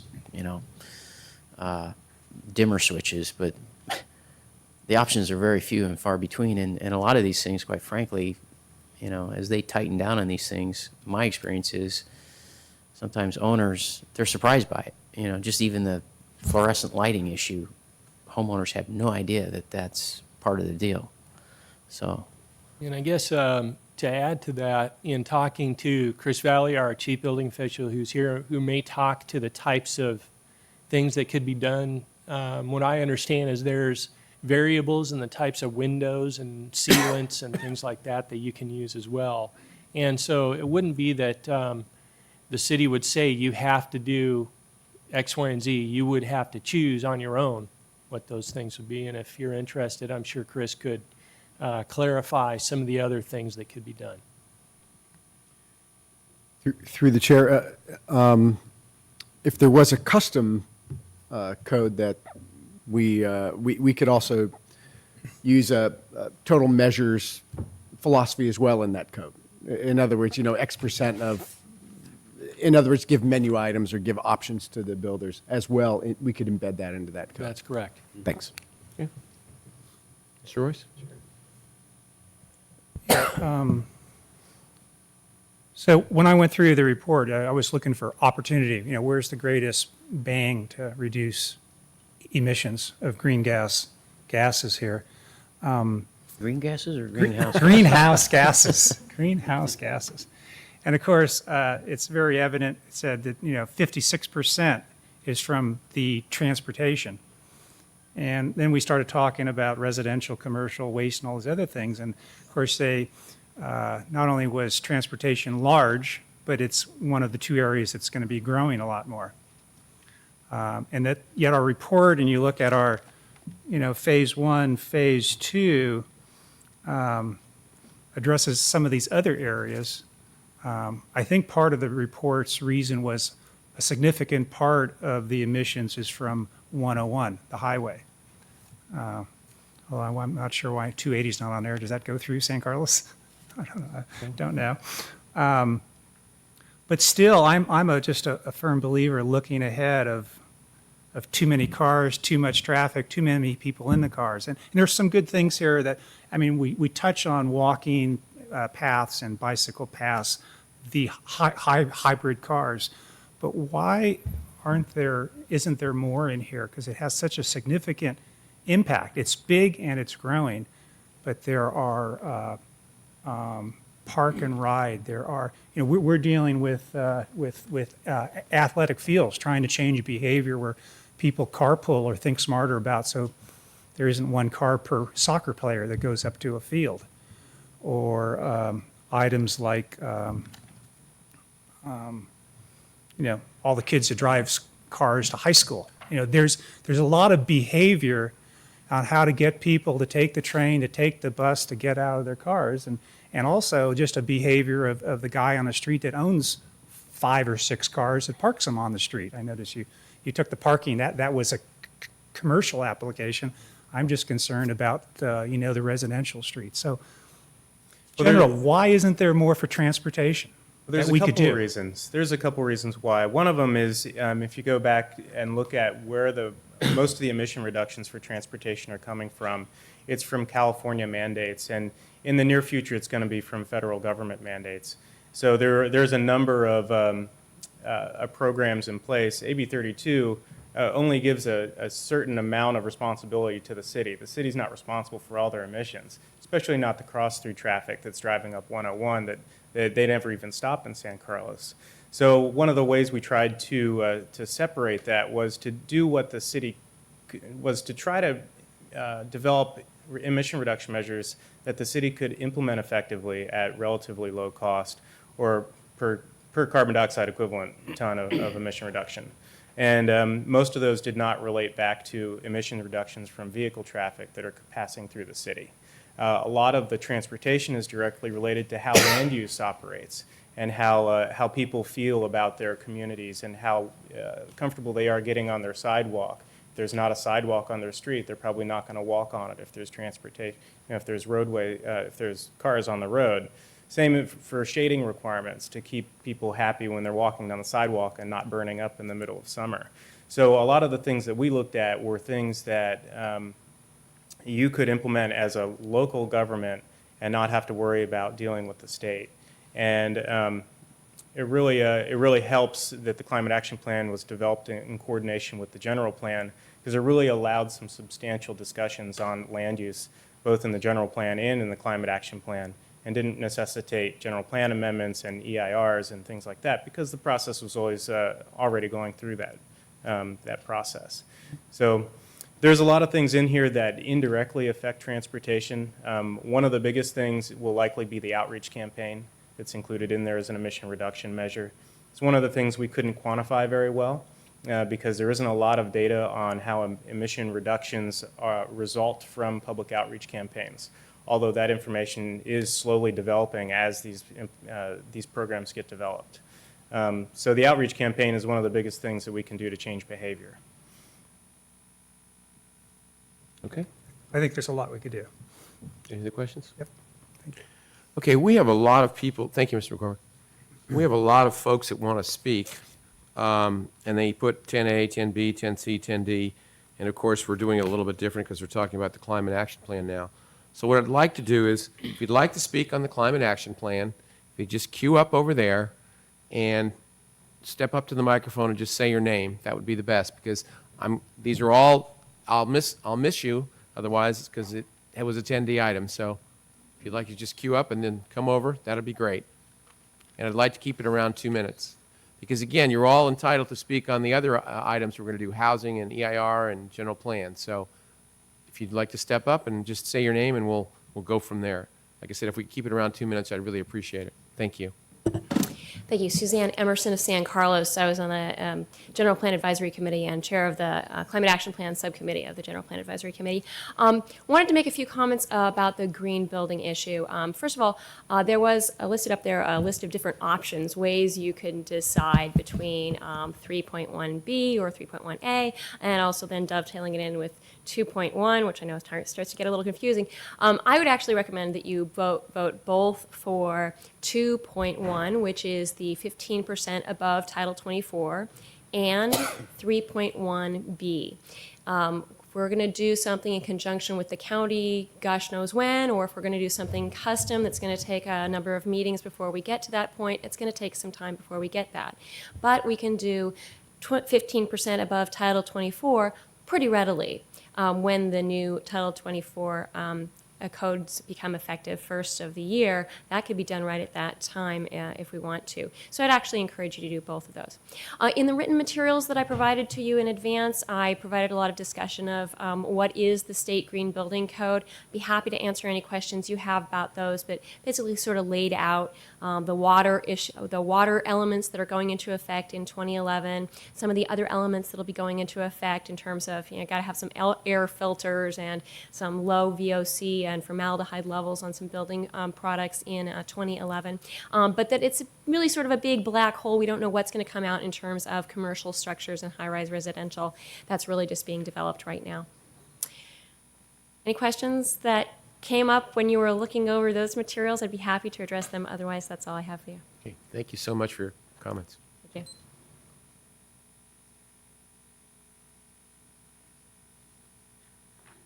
Good evening. I'm Kathleen Gallagher. I'm at 1167 Walnut, also a member of San Carlos Green. We had sent a letter, and I wanted to thank you for your time on this huge documents and a lot of time that you've taken. I wanted to share three main points tonight, certainly in the interest of time. The first is that the inclusion of the Green Building Ordinance, which is option 3.1B.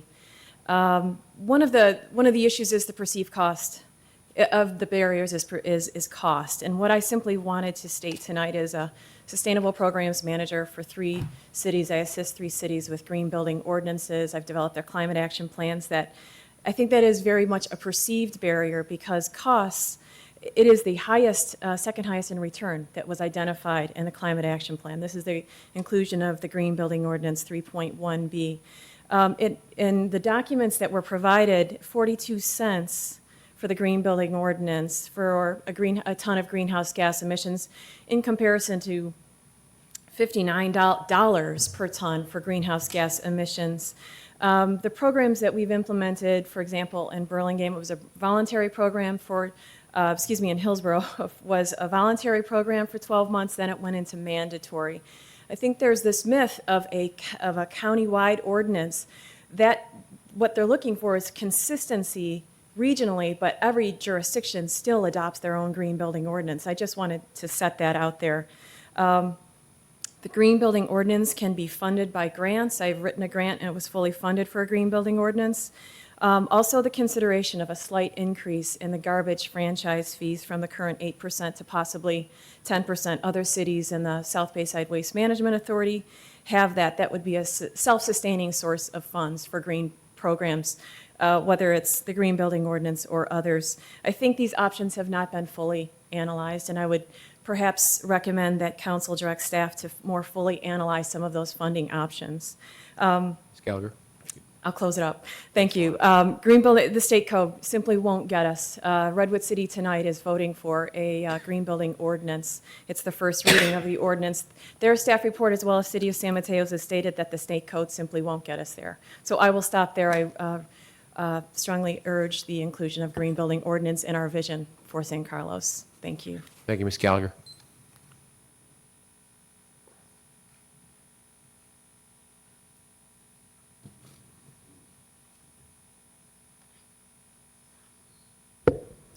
Hi, I'm Lisanne Drouin, and I live on Torino Drive, longtime resident of San Carlos. And thanks for your time. All right. So it's time for San Carlos to adopt a green building ordinance, and that's element 3.1B. In our area and neighboring communities, green building is the norm. It's not the exception, it's the norm. So I went online and compiled a list of all the jurisdictions around that have adopted such an ordinance. And I'll just give you a list. It's not exhaustive. I'll just start. So San Mateo County has adopted 1. Cities of Brisbane and Hillsborough. Burlingame is on the way. Redwood City and San Mateo, it's been voted on, but it should be effective actually in next coming months. City and County of San Francisco, Santa Cruz County, Alameda County, the cities of Hayward, Albany, Berkeley, and Pleasanton. In Santa Clara County itself, the cities of Los Altos Hills, Palo Alto, San Jose, and Sunnyvale. And up in Marin, San Rafael, the Marin County, Sonoma County, and several cities in Sonoma County. All right. And here as supporting documents, back in spring of 2008, there was a climate action petition signed by over 140 San Carlos residents, as well as letters to the mayor. So that's the actual petition. And letters to the mayors from 5 large organizations here in San Carlos. And you guys have received that in your comments that I've sent ahead. And so I know that mayor and all you council members deeply care and are committed to having a healthy and sustainable community here in San Carlos in particular, and that you care and are deeply committed about the environment in general. And so I urge you and ask you to align your vote with this care and commitment. And so to vote to include green building option 3.1B in the climate action plan. Thank you. Thank you very much for your comments.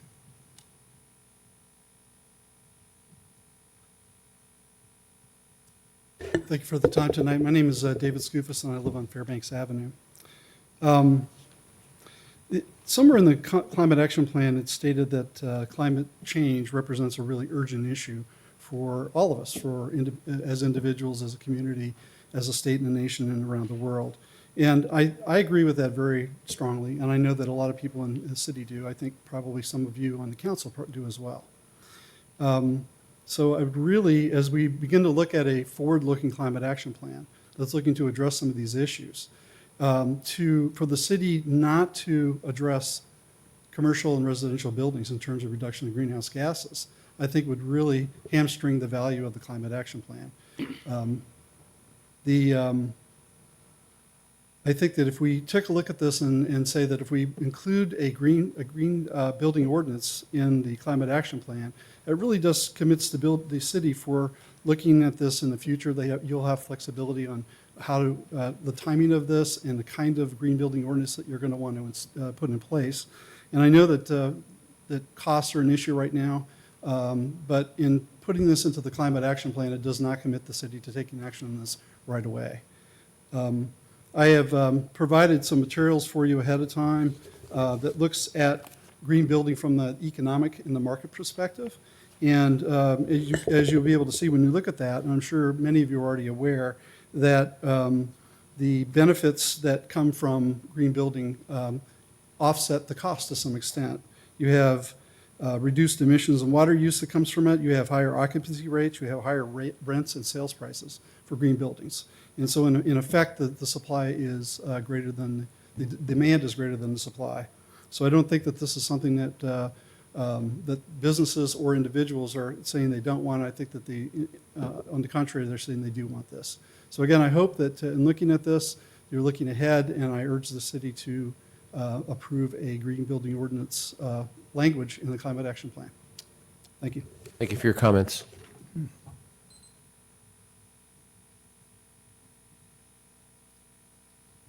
Good evening.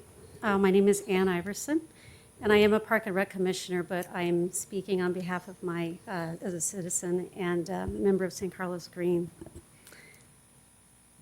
You'll never guess what I'm going to talk about here, and that is a green building ordinance. It looks like we have one more option now. It's 3.1B, and of course there's A and B, or 1 and 2. I would suggest that option 1, the new option of going with a community-based model ordinance that other cities are going with, would be very sufficient. As David says, the plan lays out that the Climate Action Plan acknowledges that climate change is an urgent threat, and it requires immediate action by all levels of government. So this is in our plan. And it does set forth a real ambitious goal. I think we need to take real serious measures to fulfill that. The plan is setting a vision for our city. It's not the ordinance, it's not the timing, it's not the exact way we go about it, but it's the vision. And I think the vision is, the question is, what kind of vision are we setting for ourselves? The legal minimum or, a real serious effort to fulfill this plan that we've put together? The built environment, buildings, unlike transportation, is the largest emissions, creates the largest number of emissions, but the built environment is second, and it's almost 40% of the emissions that we emit. And unlike transportation, it's really easy to get our arms around ways to reduce our emissions from buildings. That's why energy efficiency is huge. It's easy to do, and a green building ordinance is a surefire measure to ensure that we take advantage of that. It was rated as the highest possible emissions reduction measure in the plan, at least according to the last numbers. I think they've changed a few times. And it provides, one of the highest returns on investment. It's really something that we can do easily. And once again, we don't have to put the details in the plan tonight, but I just believe it really should be part of our vision. All of our neighboring cities either have a green building ordinance or they're working on one. Belmont, San Mateo, Foster City, Redwood City, Menlo Park, Burlingame, Brisbane, Pacifica, Daly City, they all are, okay? And so we don't have to recreate the wheel. There's a model ordinance out there. We can work with the cities, we can work with the county to achieve what we need to do in a very cost-effective way and using grant money. Ms. Iverson, if you could wrap it up, please, I'd appreciate that. Sure, sorry. Anyway, it's a critical time, and I just would really encourage you to opt for the green building ordinance. Thank you. Thank you for your comments.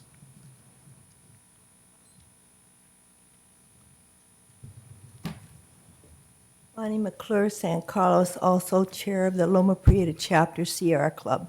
We find it very handy when we're evaluating buildings up and down the peninsula to see that there are green building codes in place. We have our own things that we look at. You fellows were talking about menus, and if you refer to LEED or to Greenpoint, there are tools that are there already that have us choices for the developers to weigh which things they're going to select. And there are the other communities that have things that can. So you've got a lot of things that you can refer to. And as several people have said, it's not inventing the wheel. And so I really urge you to adopt 3.1B and 2.1. Thank you. Thank you for your comments. Mayor, Council, thanks for letting me speak today.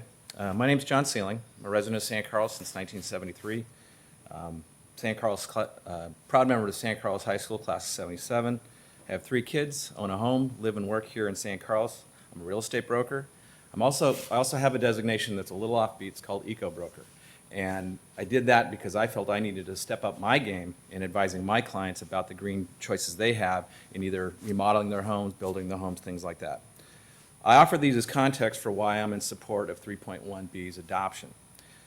There's 3 points I'd like to make. In my business, we talk about all real estate being local. I think that's the same thing with green. We can't effectively plan and do things unless we're doing them at this level. If we're not working in concert with our neighbor communities and we're not looking at our own specific environment, then we're not really doing a good job in maximizing our benefits there. Point number 2 would be the state is too, I think, heavily influenced by corporate interests. We only have to look at Los Angeles earlier this century and the loss of the right-of-ways for railroads and turning Los Angeles into this mega complex of automobiles and pollution as evidence of that. Lastly, I think we need to think about how small business continues to be an engine for growth.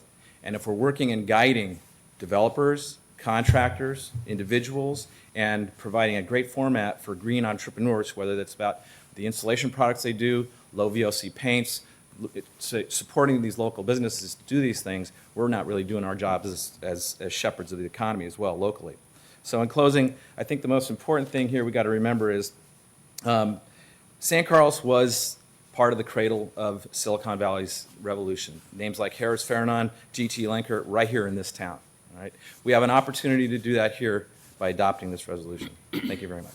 Thank you for your comments. Appreciate it.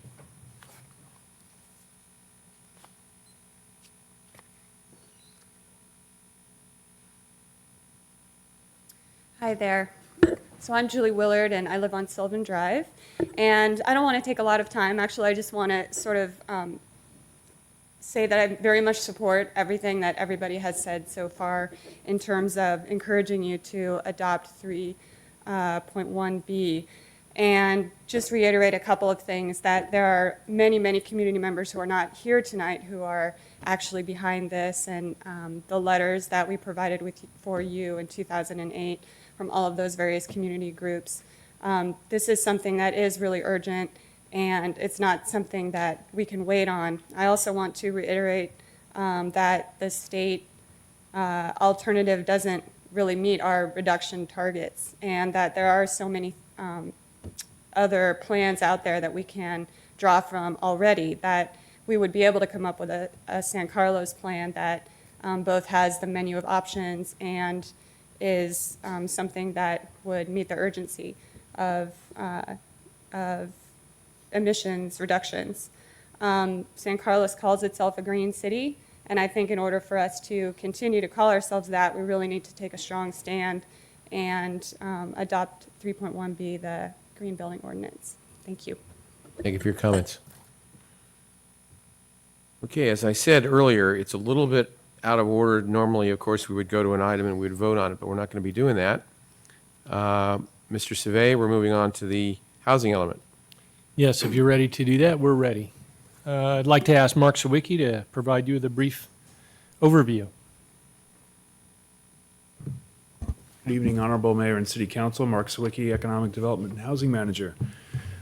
You've received in your packet an errata table of text and table changes to the housing element version that was provided at your first study session. The great majority of the changes are responses to 2 iterations of comments received from the State Housing and Community Development Department, or HCD, which is statutorily charged with conducting a review of and formally approving our housing element as being compliant with state law. The first comment letter was received August 31st, the second on September 18th. The response to comments is a negotiated process of determining exactly what language, analysis, or policy changes will satisfy each of the issues to HCD's satisfaction. The latest revised version of the element was submitted to HCD on October 6th with the hope that we could receive a final confirmation of compliance by tonight. We have not received such confirmation in writing. However, I've been assured verbally that based on our preliminary review, we are in a good position of receiving a letter, and at worst, we may still be requested to make some minor tweaks in program descriptions or policy language. While not ideal, other communities have found themselves with similar timing issues in getting an HCD response and have gone ahead and taken action on approving a housing element with the expectation that HCD will sign off. You can take action tonight along with the rest of the general plan. If we do not receive a confirmation letter from HCD but are asked to make a few more changes, unfortunately, we will need to bring it back to adopt that final version with the changes. Most of the errata consists of more extensive explanations and clarifications of existing programs, the existing zoning code, methodologies used in preparing the information and the analyses. Pages 21 to 26 of the errata contain the additions or amendments to actual housing policies and actions. I can address those briefly if you wish. Otherwise, I'm available to address any questions or comments that you have in regard to the housing element. Thank you. Okay, thank you, Mr. Sawicki. Mr. Grocott, any questions? Mr. Royce? Mr. Lewis? Nope. Mr. Ahmad? Yes, sir. You got off easy. Okay, we have an area now for some public comment. Is there anyone here wishing to speak on this item? On the housing element? Okay. Well, let's move on then. Mr. Savay? Yes, Mr. Mayor. What I'd like to start with in the general plan errata is I'd like to start with page 5, and one of the comments that and this is the general plan vision, and that would be attachment A, errata for the general plan. And in terms of the vision, there was some discussion about broadening the vision statement to incorporate faith-based places of worship and additional cultural centers. And so you can see that the language there. Mr. Survey, I Yes. apologize. It's We okay. got an awful lot of paper. Sure. And quite honestly, I couldn't figure out half of it. I'll be honest with you. Okay. So could you be really specific on where I'm supposed to be looking right now? I believe it's actually under 10B, page 5. Well, that's fine. Just Yeah. someone help Yeah. me. Thank you so much. Where is it? 10? 10? Page 5. Okay. E, page 5. Very good. Thank you. 10B, page Got 5. it. Page 5. Page 5. Where it's at. Okay. Okay. Almost there. Thank you. Okay, I appreciate General it. plan vision statement. Thank you. And so you can see that there was some language added there to broaden the vision statement to include cultural centers and places of faith-based worship. And I'm just going to touch on a couple of things here. I'm just going to go through this errata. I'm going to touch on a couple of issues. I'm not going to go through in great detail. So moving on to page 9 of that same document. So from page 5 to page 9, under land use element, policy LU 3.8 at the top, there was as you may recall, there was some discussion about the use of require versus encourage and, being more directive about some of these policies and actions. And at the city council, in this particular case, we heard that you wanted to be more directive about neighborhood design and protecting and providing a sense of place and promoting casual interaction. That's about it. That's all I have to say about the land use element, and I would just ask if the council has any questions on or issues with the land use element. And if not, I'll just move on to the circulation and scenic highways element. Okay. Questions for Mr. Survey on land use? I have one question on land use element. I guess it's page number 30, but of this document, it's page 7. So I'm on page 7. But it refers to page 30 in the land use element. Multiple family medium density permits, multifamily dwellings at densities of up to 40 got stricken, and 59 dwelling units per acre. Could you describe that change? Yeah, sure. That And was the a discussion that's around correction. it. It was the definition of multiple family medium density, which is really it's in the multiple family category, it's the highest density that we have, and that's in our land use plan that we have in the original document that we gave you, and it was incorrect. It said multiple family medium density 21 to 40 in the definition section, so we just corrected it to be consistent with the map that was looked at and adopted earlier in the process. Okay, thank you. Other questions? I have Sure, Mr. Grocott. I have a couple. There were two things that I remember asking about when we looked at this before. I suppose that was in August, is that right? And that is, one relates to the thing you talked about a little bit, and that is congregational uses, faith-based uses, things like that. And I know from a little bit of experience that if you try to establish something like that new in any city on the peninsula, it can be rather difficult and a pretty onerous process. So I had brought that up before. How was that addressed, if at all? Well, it was addressed in the vision statement, and the vision is sort of the guiding principle for the whole general plan. And so as opposed to putting it into a specific policy saying, something more specific about places of worship, we thought that it would be best to put it in the vision for the entire general plan and just say this community encourages this kind of cultural centers, clubs, faith-based places of worship and congregation. So you're basing that on the statement on page 5 on the... That's correct. So that's how it was dealt with, as opposed to writing or creating a new policy. We felt like the comment was directed at citywide, that the city should encourage and embrace these types of activities and places on a citywide basis, and that the best place to use this language would be in the vision statement. We're open to guidance or direction on that. So I suppose we can discuss that a little later. I'm not happy at all with just that general statement. We just talked about building codes and, green building and so forth, that, we got documents coming out our ears up here that get very specific about things. And to just have some kind of general statement here that we appreciate these things, I don't think it gets into the detail of anything of saying, we would encourage it more in this area of town than perhaps other areas, or it just doesn't look into it at all. The other area that I had asked about, and I've been asking about this since we started this process, and that is if we wanted as a city to encourage a land use of higher education, and I'm not talking about the state of California coming in and creating UC San Carlos, because they could do that through eminent domain or whatever. They've got the power and the process to do that.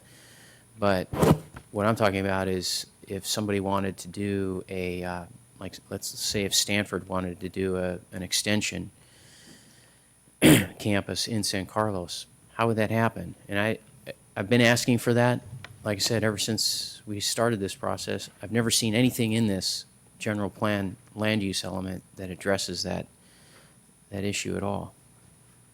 Do we have anything? Well, if Was it discussed at the GPAC or? I mean, generally, I think it was. But the land use, I don't think people are saying that at the general plan advisory committee level that should be encouraged in this part of town or that part of town. However, if a faith-based organization or an educational or recreational or cultural organization wanted to come to San Carlos, our zoning does permit in certain areas of the city that this can happen. And in fact, there's also, I believe it's federal law called RLUIPA that also guides cities in terms of their regulatory controls over cultural, faith-based organizations that want to come to your city. So we do allow in several zones, several residential zones, single family, even in, I think I can recall in some commercial zones, we've had churches apply for permits, use permits, or to go into schools is another popular location. As schools, maybe they can't meet enrollment or for whatever reason. So our zoning does permit it in our city, and there is federal legislation that guides cities in terms of their regulatory control. So it's allowed here, and maybe the planners could assist either Stephanie or Deborah in terms of, what specific zoning categories these types of organizations are permitted in. But that's very typical, not just of San Carlos, but other cities in California as well. Let me follow up a question here, because let's say on the education issue that I've raised. It seems to me like when I read these documents that some of this, what we're really doing is saying this is what we want to look like as a city. And so when I read through these documents, I see things addressed, some very specifically, because it's saying this is where we want to go, this is what we want to become. And yet, these two areas that I've identified, they've been ignored or left out, in my estimation, when I read through this. And I'm troubled by that. And part of it's because if we're going to develop other things like housing, we're going to have more people here, some of these uses seem to go along with that, complement it. But there's no acknowledgement that that might be something to be concerned about. Through the chair. It just, as a point of discussion, Mr. Grocott, I was just thinking about your point. I was reflecting that UC Berkeley has an extension in downtown Redwood City. But their facility, I won't speak to their zoning, but it's an office building. It has, I believe, Omidyar Ventures up top, and I believe eTunes was above that. So it's, I don't know that, and speaking specifically to that type of function, that they were looking for any specific type of zoning change other than a place where they could have classrooms, some blackboards, and good internet access. So I don't know if that addresses the question, but I was just trying to think, what would an extension for Stanford or Berkeley or anybody else look like? And my guess is it would look like a normal office building. Perhaps so. But I don't know. I'm just you know. offering that. Yeah. And I just used an extension as an example. We could also have, you know, a small school that may want to, of some sort. I mean, I say small because we're not that big of a town with that much land area. But, you know, you look at Belmont, for example, and they have Notre Dame. And the reason I brought it up at the time was because one of the comments that went with it is those kinds of institutions, education, especially higher education, can be somewhat of a, I would call it a ballast to your economy. You know, oftentimes when the economy is going down, people go back to school. It keeps people in a vibrancy in your community when you have that. Even in good economic times, it also provides that vibrancy, but it definitely in down economic times, it can. So I'm sorry, what, just through the Yeah. chair, what are you proposing exactly? Well, I remember, you know, we've talked about the land use element. I mean, this is a 2-year process. So I know there's been a variety of different discussions and we've asked different questions and so forth, but I'm not sure tonight on the doorstep of this over the last 2 years exactly what you're proposing. I'm just trying to get to what's the action item that you're considering. I'm just trying to get to the end of the road here. And, Mr. Mayor, if I could point out some policies that I think go to Councilman Grocot's concerns. And sometimes this happens, since there's so many policies throughout this document, as an issue comes up, sometimes it does take us a minute to locate these. But under goal LU7, and this is in the original document that we gave you, that one. On page 64, if you look under goal LU7, promote the community character of San Carlos, including the unique village character of downtown. If you look at policy 7.2. Mr. Survey, I'm sorry, you need Yeah, to sure. page. Page 64. That's page 64. Yeah. LU 7.2, actively encourage and promote opportunities for community connections and social interaction, talks about social interaction. Under policy LU 7.6 on the next page, page 65, it says encourage and support meaningful public involvement in San Carlos City government where active non-governmental organizations can thrive, and support the arts below that, and encourage the development of cultural amenities that may enrich San Carlos. So where sometimes it doesn't specify specifically a type of use, there's a lot of places in the general plan that are more inclusive, as opposed to saying, okay, you can do commercial or office or businesses, but it does, I think, incorporate your concerns with regard to how the general plan has policies. And Deborah? Yes, through the chair, there's also one when we get to community safety and services where we talk about schools and other more formal kinds of services. There is a goal, provide educational opportunities for all ages, and a policy, 8.2, support the availability of all types of educational opportunities, both formal and informal, for residents of all ages and abilities. And that's on page 221. 221? Uh-huh.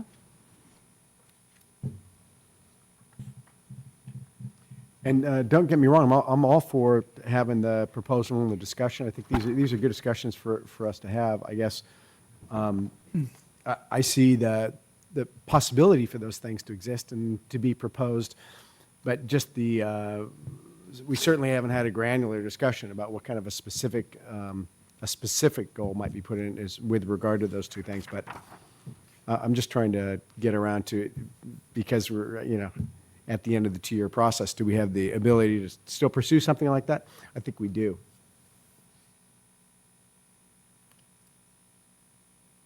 Okay. Ms. Mr. Gorka, any comment on that? Well, we're not ending it. You're Yeah, still no, going to have that's- other. yeah. You'll have another shot at this, so we're still going to have to vote on all of this stuff. Mr. Royce, any comments on the land use? Anyone in the public who wishes to speak on the land use element? Mr. Marsters?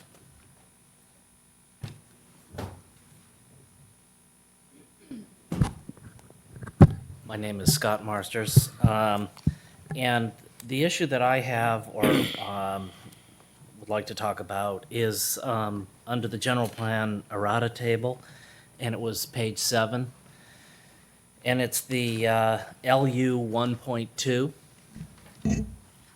and it originally read, encourage development of higher density housing and support additional job growth within the TOD corridor while being sensitive to surrounding areas.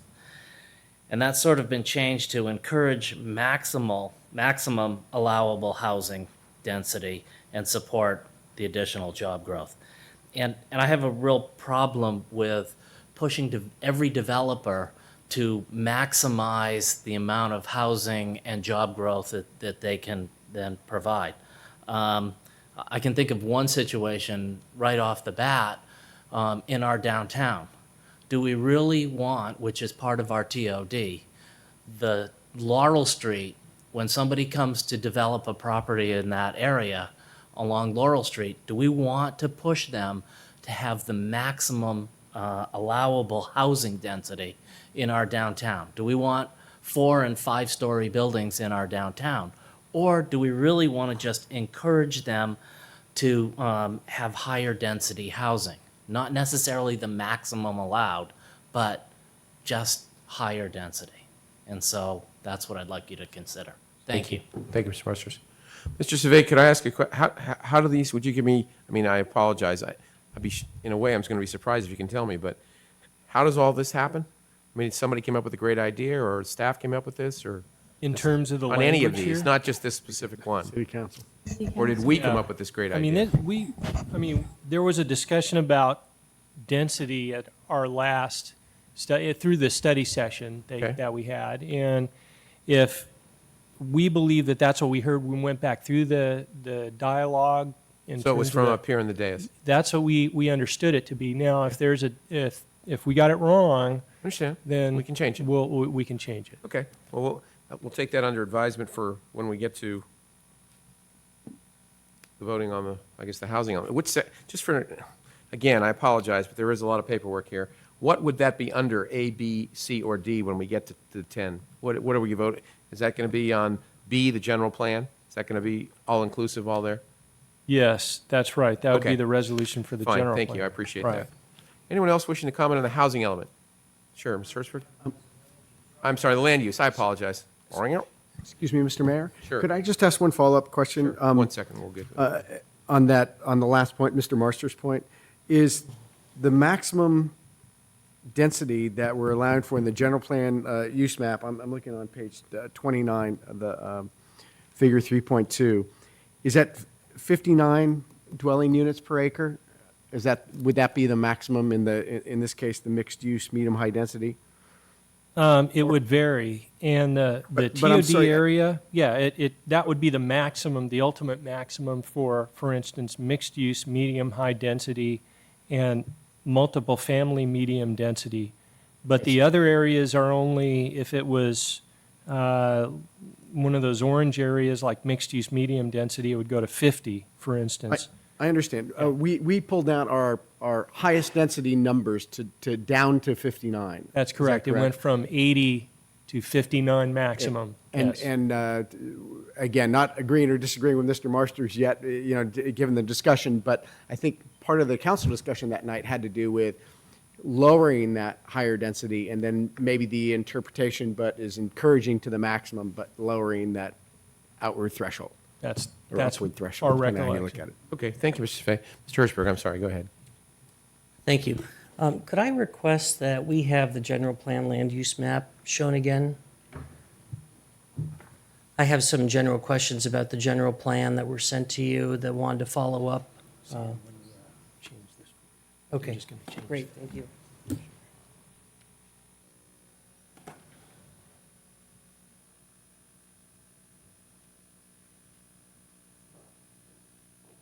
you. You bet.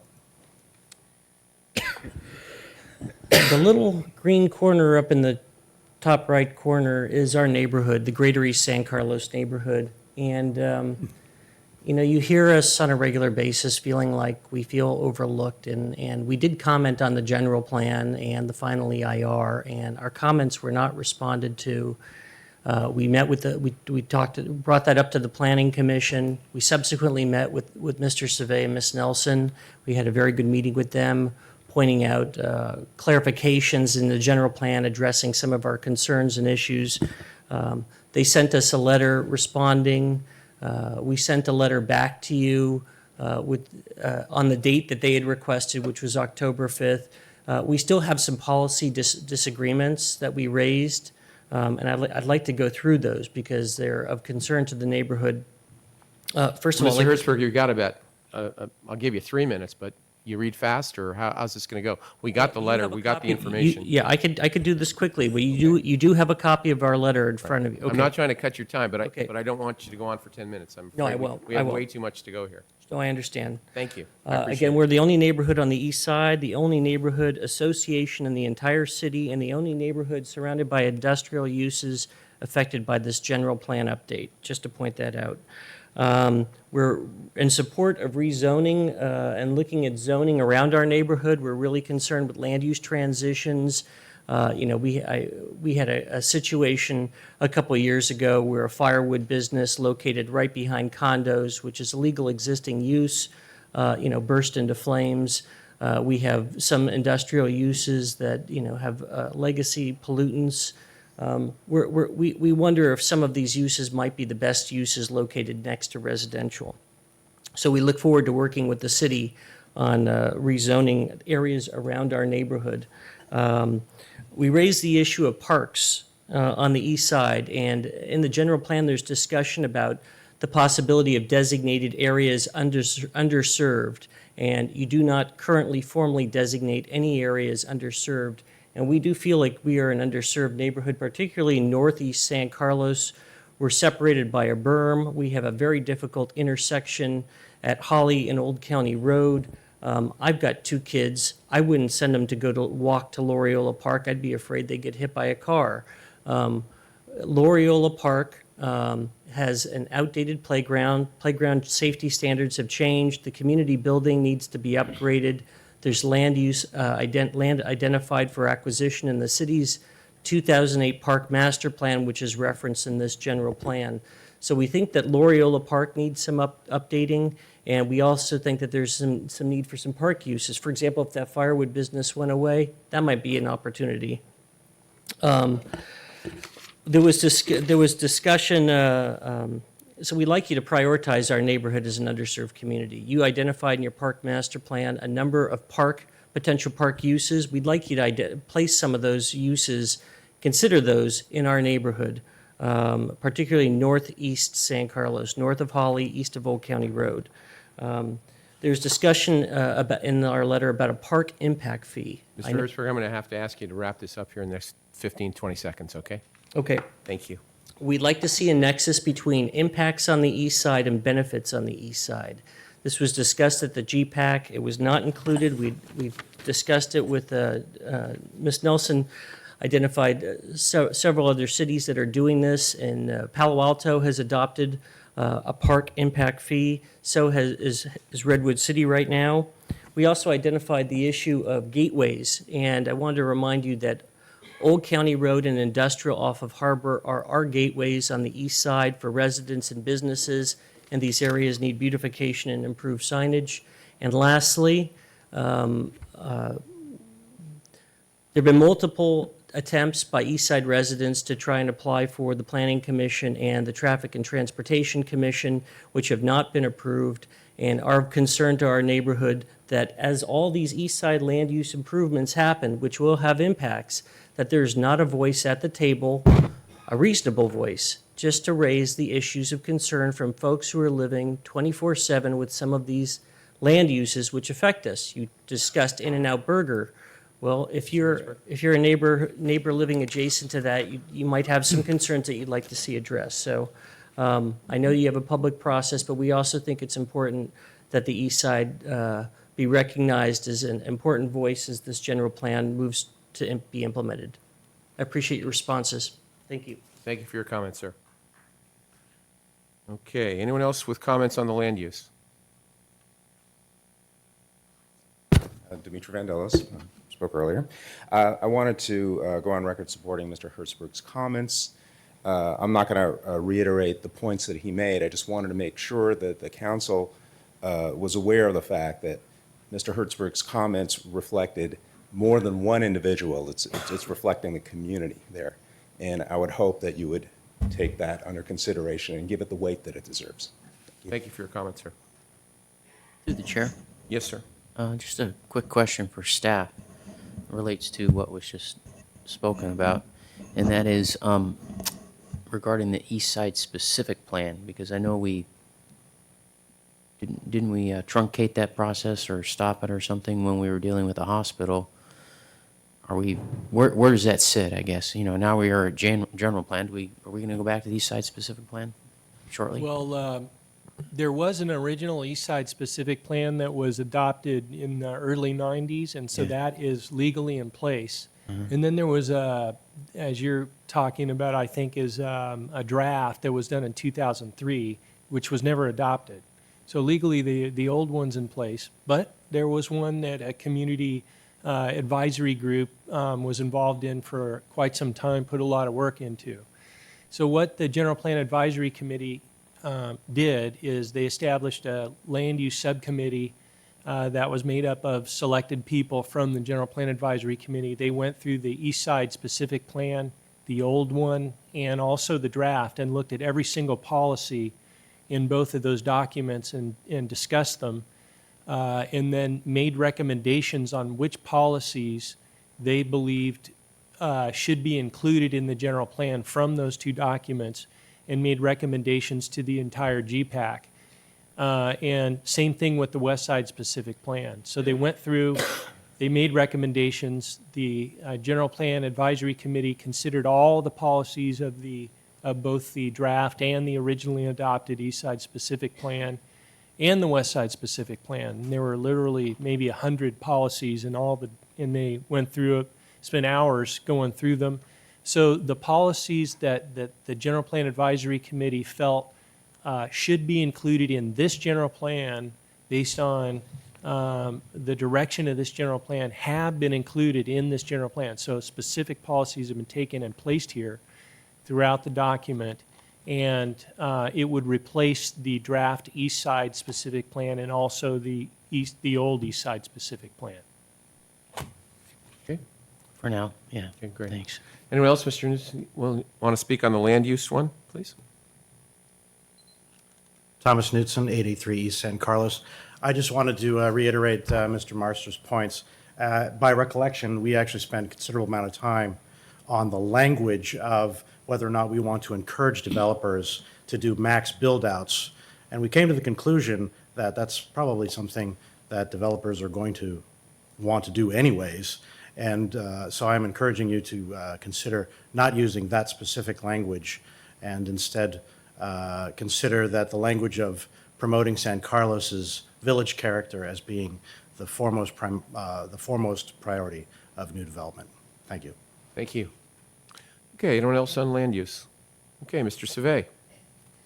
Yes, moving on to circulation and scenic highways element. Just a reformatting of this document.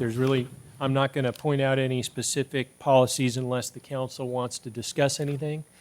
It was to make this element internally consistent with the rest of the general plan. Okay. Any comments? Questions, or Mr. Savay? Comments? Hold on one second. Let me check. No. Okay. Is there anyone from the public wishing to speak on this element? Okay. Moving on, Mr. Savay. Moving on to the environmental management element on page 15 of the errata. On the first part there on page 15, we added language to clarify the city's position on the implementation of creeks and riparian corridors.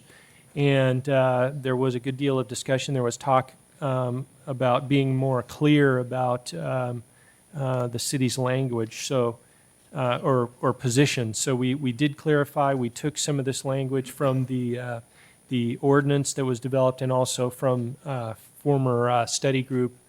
And so that was added to the document. That's all new language.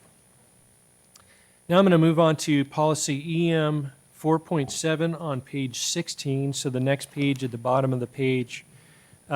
This is a policy that was carefully and thoroughly debated at both the General Plan Advisory Committee level and the Planning Commission and the Parks and Recreation Commission level. And you can see that it's gone through, based on the strikeouts and the underlines. It's I'm gone sorry, through- Mr. Savay, you're at Yes. 4.7 on page 16? EM 4.7 on page 16. Thank you. Yes. Thank you. And so there was a good deal of discussion and at the Planning Commission meeting. Well, let's go back to the Parks and Recreation recommendation was it was to carefully consider this, or actually to prohibit the sale of city-owned open space properties to generate city revenue, instead endeavor to utilize such properties as open space. And that language has gone through a couple of iterations since it originally was constructed there. So after discussion, there was a couple of commissioners there at the Planning Commission meeting from the Parks and Recreation Commission. There was a good deal of discussion.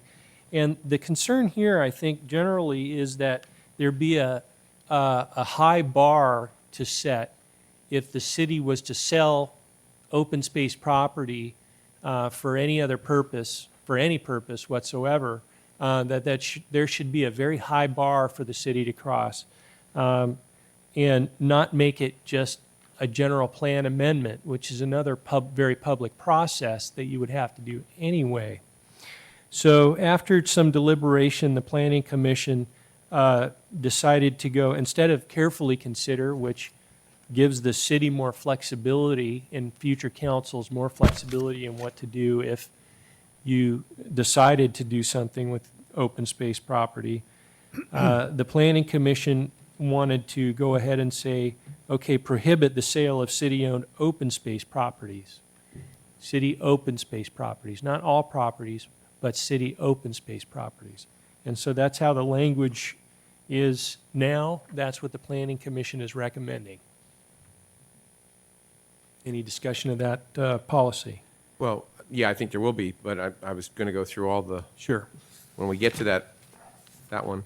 So can I ask a question? Sure, Mr. Royce. Al, I'm still, my lines, my single line is a cross out, but it becomes an underline. It doesn't line up. So does now 4.7, the way I read it, it only reads prohibit the sale of city-owned properties, period? Yep. That's it? That's the way it says it in the staff report, but that is incorrect. The correct version is here on page 16 of the errata, and it reads... That's what I'm having trouble. My lines don't That's what line it up. says here. That's Everything correct. else is lined So the out. correct reading is prohibit the sale of city-owned open space properties, period. That's it. That's it. That's it. That's what I thought. Okay, I just want to clarify that. All right. Any questions for Mr. Savay on the environmental element? Other questions? Just one, Mr. Mayor. Mr. Ahmad? Mr. Savay, I'm looking at the map. Are there city-owned open space properties? Yes, there are. Would be Crestview and There's Chilton. actually more than one. Or is that a park? Crestview is That would be in the up on top. Above Parks and Recreation element.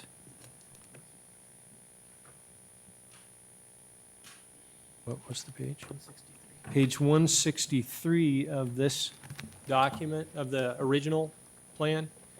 And What page is that? Excuse me, Mr. that Say? is 163 in the original document, page 163 of the original general plan. And there's, in purple there, says city-owned land designated as open space. And so this policy would directly connect to those purple areas designated on the map. And so there's a couple there. Okay, I'm going to be silly and ask the mayor to point out purple, because I can't tell what that is. Are you You're talking about the aquamarine color? Right, no. I really can't tell the There difference. you go. Okay. I got it. I got it. Yeah. Aquamarine. Hey. What are you- Is There's, that crayon there's maybe colors? 1, 2, 3, 4, 5, 6, 7. There's probably 7 areas. There's a couple of fairly large areas. There's one large area between Drake This is like Court canyon, isn't and Cabot Court. There's a very large area there. And then there's several areas here. So, Mr. Savay, you're... Put that up on the screen, what it is you're referring to? Do you have a map like that? Have that. Yeah. Yeah, I'll get up. So, Mr. Savay, you're saying that the property up on Crestview, which I'm very familiar with, across from Vista Park, is not open space? No. This area here, which is this, of course, this is a different map than the one I referred to. But this is our land use map, and that shows as open space here. Right. And so this is owned by the city. Right. Also, this piece here. There's also this light green piece right here. Mm-hmm. This piece, a portion here of this piece of open space. This piece of open space is also owned by the city. This piece is, and a portion of this piece is also owned by the city. So those are, I believe I've covered all of them. And again, my question again is, we're considering then the property across from Vista Park that's open up on Crestview as a park? That's green. No, That's Vista Park. That's green. But that's not purple. Yeah, I know, it's so that's a park. I'm asking. One more. I'm asking if it's a park, because what's the name of the park? What page are you on? Right here. Here's open space. Yeah, that's Vista Park. That's the North Crestview, because that's where the 280 thing was supposed to go. I know. I think it's city property that's not designated as open space. Okay, that's fine. I just want to understand the difference. Well, but it's not. Yeah, this is designated as city. City-owned but not open city-owned, space? Right, open space. Well, it's Right. city-owned but not open space. It's an undeveloped park is what it is. Well, it's an undeveloped park? Is that what we're considering? Well, it is. When we were talking about the fields, at one point, there was a consideration to the tune of $6 to $8 million to I turn that understand. into a soccer field. But it's a park. It wasn't going to have to be rezoned as park. It's park, but it's undeveloped. So it's zoned as a park? Right, that's correct. That way. Okay, I didn't realize that. As long as we're on this one, as long as we are, we got a letter from the chairperson of the Parks and Rec Commission. And just so I understand this, Mr. Savay, was there a proposal by the Park and Rec Commission that went to the Planning Commission that was then changed to this, this is an October 8th letter this week. And I was just trying to figure out exactly what this was being said. Did the Park and Rec Commission suggest that it says all city-owned park facilities and open space park facilities as defined by the municipal code should be rezoned to allow only such uses? The city council may change the zoning to allow other uses if it finds that it is a change in use that will meet the goals of the park and recreation element of the general plan. Now, this is the correspondence we just received tonight, the supplemental correspondence. Is that what the Park and Rec Commission voted on and is suggested that went to the Planning Commission? I'm just confused as to where this language came from and what the process was. Yes, and what you're citing is something that's in the Parks and Recreation element and not the environmental management element. So it's a I'm sorry. separate policy that the Parks and Recreation Commission is referring to in this letter. So different element. Different, but it deals with the same issue. So which Very one? similar, yeah, Which one similar. slaves to which in? They're both equal, I would say. One says that currently it says you can't sell it at all, period. You can't sell city-owned open space. The other says, and it's different actually, the other one says, the one that you're referring to, PR 1.10, says that the city should rezone all parks so that it's currently zoned for single-family residential in our current map, that you should rezone them as a park. So that further makes it more difficult for the city to do anything other than a park on those pieces of land. So they're different, Okay, so is this something we're considering tonight as well then? yes. And we were going to get to that when we got to the Parks and Rec element. Pardon me, sir. Yeah. That's okay. I'd like to spend more time in 110 because there's more language that talks about the council can change Excuse me, that. Mr. Mayor. Yes, and But let's talk about that later. yes, and so the current discussion is EM 4.7 on page 16 and prohibit the sale of city-owned open space properties. Again, it was staff had actually provided additional language when it came from the General Plan Advisory Committee. It went to the Planning Commission, it came to you, and the intent at that time was to provide some flexibility to the council. The council did see the original language at your study session, which gave you it said carefully consider, where you see the double underlines. That came out of the study session as well.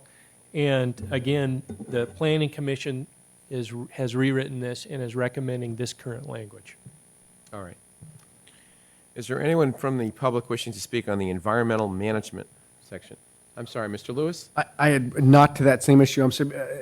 This is perhaps a small thing, but it's just on page 15, which refers to the environmental management element. That's number on page 121. When I read through it, it felt like on the third paragraph that we sort of the language from the second sentence should go up to the previous paragraph. I realize that perhaps this is just my own formatting issues when I read things, but it seemed as those two things were dealing with the same issue. So we'd take the sentence, property owners must also maintain a natural state of vegetation for 25 feet on each side of the creek, and move it to the previous paragraph where they're talking about stream beds and riparian zones and stream banks, and then put exceptions to the rule after that element. So not a change of language, but a change of order. Okay. Excuse me, that was it, All right. Mr. Mayor. Thank you. Okay. Mr. Mayor, I have Sure. a point on that page as well. And that is under this issue of taking care of creeks and so forth. At one point, we were working on some of this at one point, and we were working with other jurisdictions too, because it's a watershed that you're dealing with. And I was wondering if we might add some kind of language to this that says, that we would make an effort to continue that kind of thing, to work with other jurisdictions. I suppose those being, in some cases, Belmont, in some cases, Redwood City, and in some cases, San Mateo County. Do we have language like that already? Is that what you're looking for? I think this would be an appropriate location to broaden it and add that. We can certainly look at that. That's Okay. Yeah. Just something that would say, I'm not saying to mandate it, but encourages the cooperation with other jurisdictions that the watershed includes feeding into these creeks that are in Okay. San Carlos. Okay. You're up. okay. Environmental management. Excuse me, I'm sorry. We have sorry, I didn't mean you're up, Mr. Survey. I Sorry meant about that. she's up. Public comment. Suzanne Emerson of San Carlos. A quick point on policy EM 4.7. That's the one about the sale of city-owned open space. I support it as currently drafted. If you're going to go back and use one of the earlier drafts or going to tinker with it, I would just encourage you to be very careful about the language. At one point, it was somebody had redrafted it to say something like seriously consider or carefully consider sale of open space land, and it really made it sounded like if somebody told me to seriously consider or carefully consider selling my car to raise some cash, I would assume they meant I should sell my car to raise some cash. So I'm just recommending that you carefully look at the language to make sure you're not accidentally saying the opposite of what we had meant. Thank you. Okay, thank you. All right, so we move from environmental management. Oh, I'm sorry. Can't really see you when I don't look up. So you sort of have to help me. Please identify yourself. Sandra Menton, 66 Northam Avenue, San Carlos. Thank you. On EM Policy 4.7. For over 20 years, I have attended Park and Recreation Commission meetings and as they were directed by various members of the commission with their foresight and planning of the commission, as well as 3 full-time directors. I have observed the development of our parks and recreation programs and seen major improvements to our parks. To include the prohibition of selling parkland and/or open space in the general plan is not without precedent. The youth center, one of the buildings that the Park and Recreation Department uses exclusively for youth activities, is included in the general plan as a building and land in perpetuity. Should not all our parkland and open space be so titled as to remove, and so titled so that they would then be removed from sale for any reason? By rezoning all parks and open space as such and prohibiting their sale for any reason, we preserve for ourselves and future residents of San Carlos assets and commodities which are not going to be available in the future. And we will continue to reflect, by doing so, on our statement that this is the city of good living. Thank you. Thank you. Anyone else wishing to speak on the environmental management element? Mr. Mayor, I just wanted Mr. Grocott to take a look at page 123. I think we have your watershed. Policy EM 2.8, participate in multi-jurisdictional watershed management efforts. So we're in which booklet? It's in the general plan. So I'm just not sure whether, if we need additional language onto that or not. It seems like we have it here. I'm happy to report. Yeah. Okay. So where was that again, Brad? Page 123. I'm there. Policy EM 2.8. It's the last one on the right, bottom right-hand side. Is that what you were? Yeah. Good. That might do it, I suppose, yeah. Thank All right, you. so we'll move on to park and recreation element, please, Mr. Savay. Very good. I'm going to go ahead and go right to policy PR 1.10 on page 22 of the errata. And this has gone through a couple of iterations as well. And there was a letter, as noted by Councilmember Lewis, from the Parks and Recreation Commission stating that they wanted to leave it the way it was originally intended. And they really drafted that language, I think, and presented it to the General Plan Advisory Committee. The General Plan Advisory Committee discussed it and adopted it as such, as they're suggesting in the letter. However, again, it went through another iteration or two, and the idea was to provide more flexibility in the future in terms of carefully considering zoning. So the suggestion is to leave it all city-owned park facilities and open space park facilities as defined by the municipal code should be rezoned to permanently retain their existing use. That's the suggestion by the Parks and Recreation Commission, and you can see the existing language that was reviewed by the Planning Commission. So I'm sorry, Mr. Mayor, through the chair, this was forwarded by the Park and Rec Commission to the Planning Commission, and the Planning Commission agreed? It was actually, it started at GPAC. So the Parks and Recreation Commission saw the Parks and Recreation element prior to it going to the General Plan Advisory Committee. So they really had the first hand in crafting this policy. But it's consistent with what the PNR Commission also wants? That's correct. Great, thank you. Any other questions for Mr. Savay? I have to say, again, I go back to that park up on Crestview, or park, open space, well, that's not even the term, the land that's not being used up on Crestview. And I know we talked about, at one point, not in this general plan situation, about about developing that, and it was very difficult to develop that piece as a park because it didn't have the you'd have to put some parking there, and that would take probably a good percentage of the land as it was. I look at that piece, and maybe I look at it from a different perspective than everyone else up here, as a possibility where we could possibly trade or use the proceeds if we ever wanted to sell that property and utilize those proceeds specifically to help our Park and Recreation Department. To have that, to me, zoned as a park or as open space, never to be touched, I think it's a white elephant. I really believe that. Now, again, I may be the only one up here believing that, but when we get to that point, that's the point I'm going to be making. So anyway, I just wanted to state that before we got there. Is it, to that same point, is it possible to put a review step in before that? In other words, the council should consider the properties first, like that may be the only one. That's the only one I'm concerned with. The rest, I think, is very appropriate. 'Cause Certainly don't want to touch Burton Park, Crestview Park, Highlands Park, any of those parks. I mean, but that's, to me, that's not a park.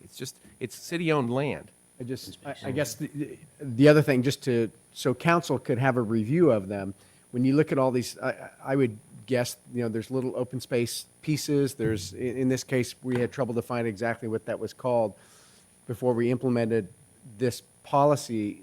If we could put an action item of review it and then consider adoption, or whatever the right language would be. But it does seem like council would want to review all those lands before we blanketly adopted Well, them. we're going to be adopting something tonight, so we're not going to have time to go through every one of the little pieces, so. That's what I was wondering, is there an action item where you can put that up for review before adoption? I don't know what the process would be for that. Okay, well, we'll check with the city attorney when we get to that point, but.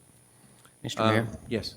I'm sorry we're going from one topic to another, and partly that's my fault, but Mr. Lewis had identified page 123 about watershed management. Right. And I have looked at that while you guys were discussing this other item. May I add a comment on that? So I read the language here where it says participate in multi-jurisdictional watershed management efforts. By the way, this is on 123 of our booklet here. And reading that, it originally seems sufficient, but to say that you will participate in it in multi-jurisdictional efforts, that's to say some effort comes forward. Actively participate. So, well, but something has to come forward for you to participate in it, and I considered some other language here that I wrote down, and that is. Excuse me, Mr. Grocott. I have no problem with, and again, I probably contributed to this malaise because we're completely going a million different directions here.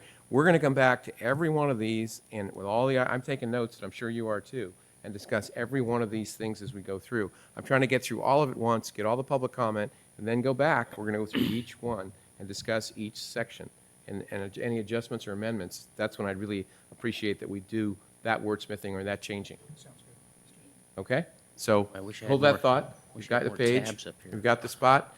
Anyone from the public wishing to speak on Park and Recreation? Keep that up there. Bonnie McClure, San Carlos. I know, I'm stretching your patience with me. You're not stretching my patience. You have 1 minute and 56 seconds left. Go ahead. All right. Or 50. Okay. On this point of the open space, and you're worrying about Crestview and all, I would suggest that you do look at the wording that you could put, that any sale of that land would only be if it were to trade in order to buy other parkland. That's the point I'm Please. going for. That's the point I'm going Please. for. Thank you, Bonnie. Okay, anyone else wishing to speak on Park and Recreation element? Go ahead, Mr. Hertzberg. Sure. I don't really want to reiterate my previously made points other than say I had made those points commenting on land use, but they're applicable here specifically as it pertains to this section of the general plan. So I understand you're receiving all the comment and you'll act on the individual comments. Yes, thank you, Mr. Hertzberg. I appreciate it. Okay. May I ask for a clarification? Because I think what I heard from Mr. Hertzberg and from the East Side group is, he said two things about parks as I heard it. One is Gloriola Park has some updating that's needed. That's a fairly specific request. I don't know if they put that in the general plan necessarily, but something I could see in the general plan, which I think he said, was that we look for an opportunity to add some parkland to the area of the east side north of Holly Street, because he talks specifically about this firewood business as an example. I don't think we can identify a parcel in the general plan, but we can certainly acknowledge the concept of looking for park opportunities on the northeast side of Holly and Old County, I suppose. Okay. Is that correct? Am I? Well, that's what I think they're looking. Yeah. That's what I was asking. We're going to, This is really. That can just be a quick Those 2 acknowledgement, points yes or were no. Exactly correct. Okay, The that's third good. point was regarding the issue of a park impact fee and that there be a nexus between the impact of development and parks of the future. So for example, if you put the transit village next to our neighborhood and 1,000 people are going to be using Loriola Park, that there be a nexus between the impact and the benefit to the benefit thing. Thank you. All right, moving on to the community safety and service element.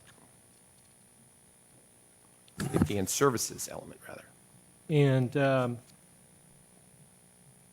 on page 24 of the errata sheet, CSS-5, we worked very carefully and closely with the Airport Land Use Committee, the County Airport Land Use Committee. And they were very concerned about our general plan and how it met with the airport land use plan for the county.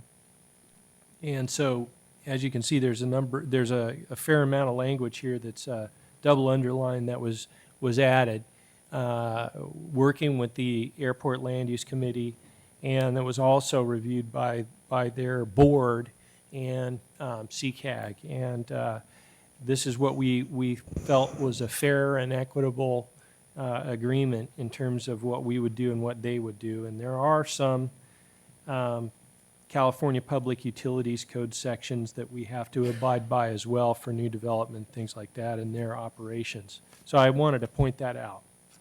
Okay. That's it. Thank you, Mr. Savay. Questions for Mr. Savay on the community safety and services element? Is there anyone from the public wishing to speak on this element? All right, moving on to noise.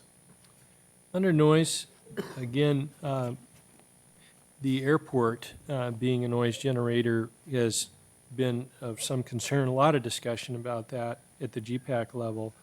To further clarify the language with regard to compatibility of new uses and noise-sensitive land uses, you can see that some language has been reworked there with the Airport Land Use Committee, and just wanted to point that out. That's it. Okay. Questions for Mr. Savay on that? On anything there? Nothing? Anyone from the public wishing to speak on the noise element?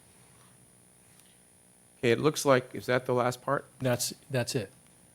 So I'm going to ask for public comment one more time, but just hold for a second.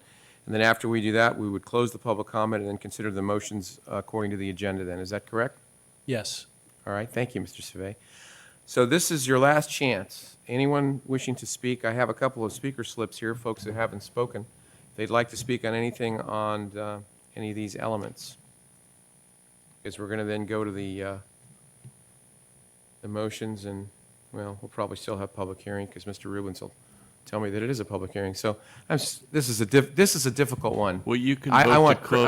I want a little bit of credit for this one if I can get We'll through give it. you very little credit. Yeah, very little credit. Well, you can vote at this time that you've taken all the public comment to close the public hearing and then move on to your discussion. Right, but if we go to the we're moving on to now the agenda, and the agenda technically says public hearing for all of it, so. I'm that's- sorry, Mr. Mayor, just to Sure. clarify. Yeah. The final environmental impact report is still one item that we need to go over and Okay. allow the public to speak on if they wish to. Okay. Well, I'm going to look at Mr. Rubens if people want to speak, and he's going to tell me whether That's they the, can. that's the last item. I stand corrected. One Okay. more public hearing. So we want to do this now? You want to go over the final EIR now? All Right. And at this hour, we could just simply answer the questions of the council. Our consultant is here to answer questions, or we can give you a brief overview, but we're available just to answer any questions of the council. Okay. Is there anyone from the council wishing to ask any questions on the environmental impact report? Is there anyone from the public wishing to speak on the environmental impact report that we have? Okay. So, Mr. Rubens, what you're telling me now is that I would close public comment on all these items? Yes, you've gone through all the agenda items under. Well, I think we've just Category 10. Look at them all. So, anyone last shot? Anyone out there? Mr. Mayor, move to close public hearing. Okay, it's been moved to close the public hearing. Is there a second? Second? Moved and seconded to close the public hearing. Any discussion? All those in favor, please say aye. Aye. Aye. Opposed? Okay. So now we'll go to the agenda, and 10A, which would be 10A, I guess, little 1, or whatever it is there, to make findings concerning the potentially significant environmental effects of our general plan, our climate action plan, and the final environmental impact report.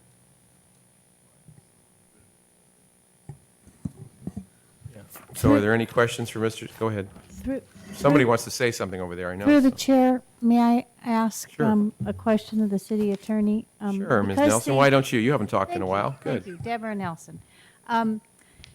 Since the environmental impact report addresses all of the policies and programs and measures, policies and programs and actions in the general plan and measures in the climate action plan,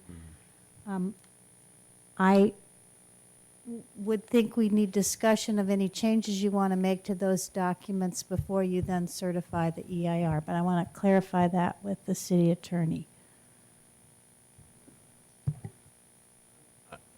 I think that's probably, if the changes are going to impact the environmental analysis, I think that's probably a good practice to review that first. So maybe we should hold off on the environmental document, and I'd recommend that you discuss any changes you're going to make to the general plan and the different elements, and then move on to the EIR.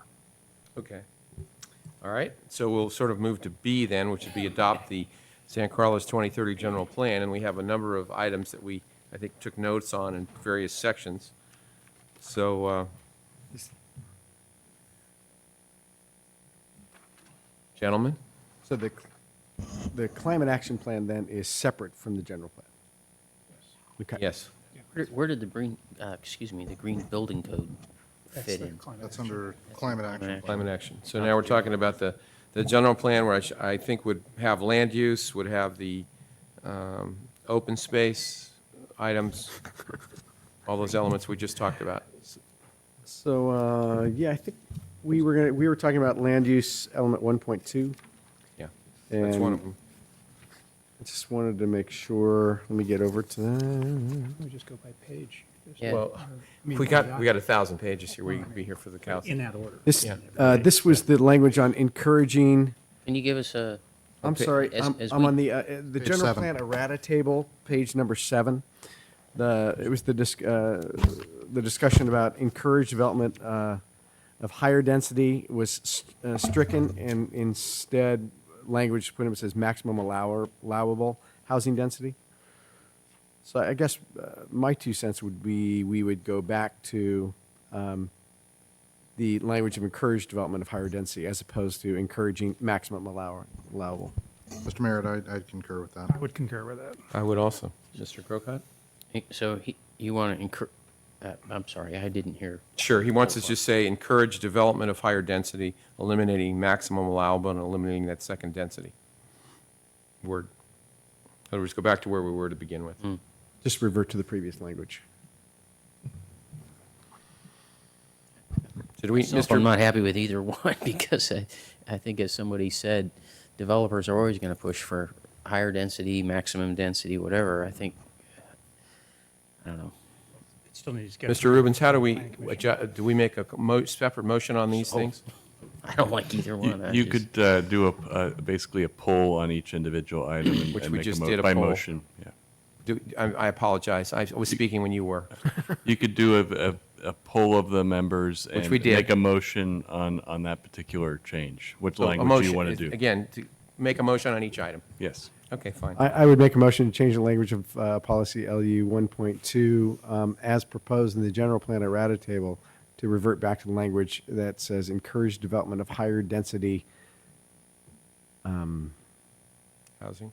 housing and support additional job growth within the TOD corridor while being sensitive to surrounding uses. All right, it's been moved and seconded to change that wording. Any more discussion? Okay, roll call, please. Councilmember Ahmad? Yes. Councilmember Grocott? No. I'm sorry? No. Councilmember Lewis? Yes. Councilmember Royce? Yes. Mayor Grisilli? Yes. All right, About that, yes. another item?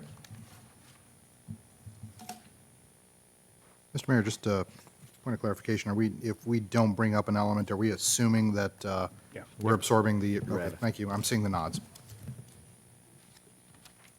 Or, moving beyond into the other Yeah, other elements. Wherever we are. So I would just direct us back to the Park and Rec element 110 that we were just discussing. What page is that, sir? Page? Let me get there, and I will steer you there.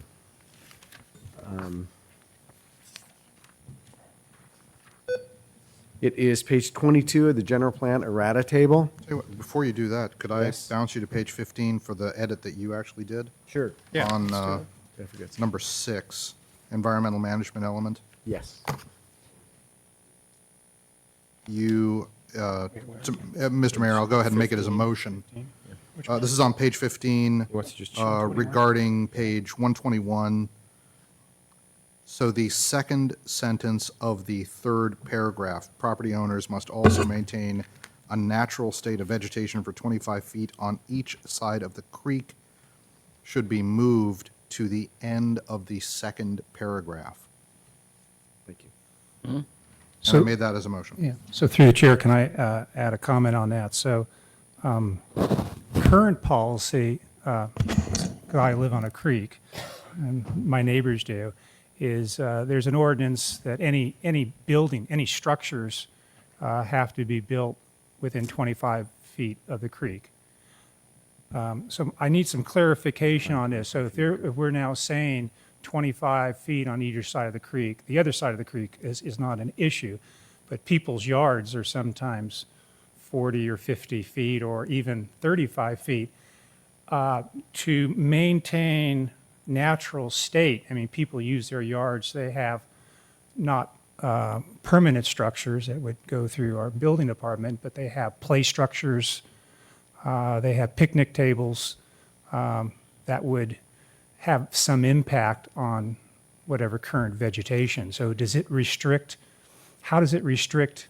I know how it works now with building a structure, but would it restrict the enjoyment of using your yard, just like the rest of us use that second half of our yard? I think this doesn't get that specific. It provides guidance, however, for revision of the ordinance. So, and I don't have it in front of me if anybody, any of the staff recalls whether you can have that type of, typically it's something that requires a permit. Some structures like park benches or So- picnic benches So let's don't. use a playground structure. Yeah. Plastic, you go buy a $1,000 structure at Costco. Can you put that within 25 feet? Onto that landscape, If it- onto the natural? My understanding is if it does not require a permit, then there's no reason for you to go to the city. Right.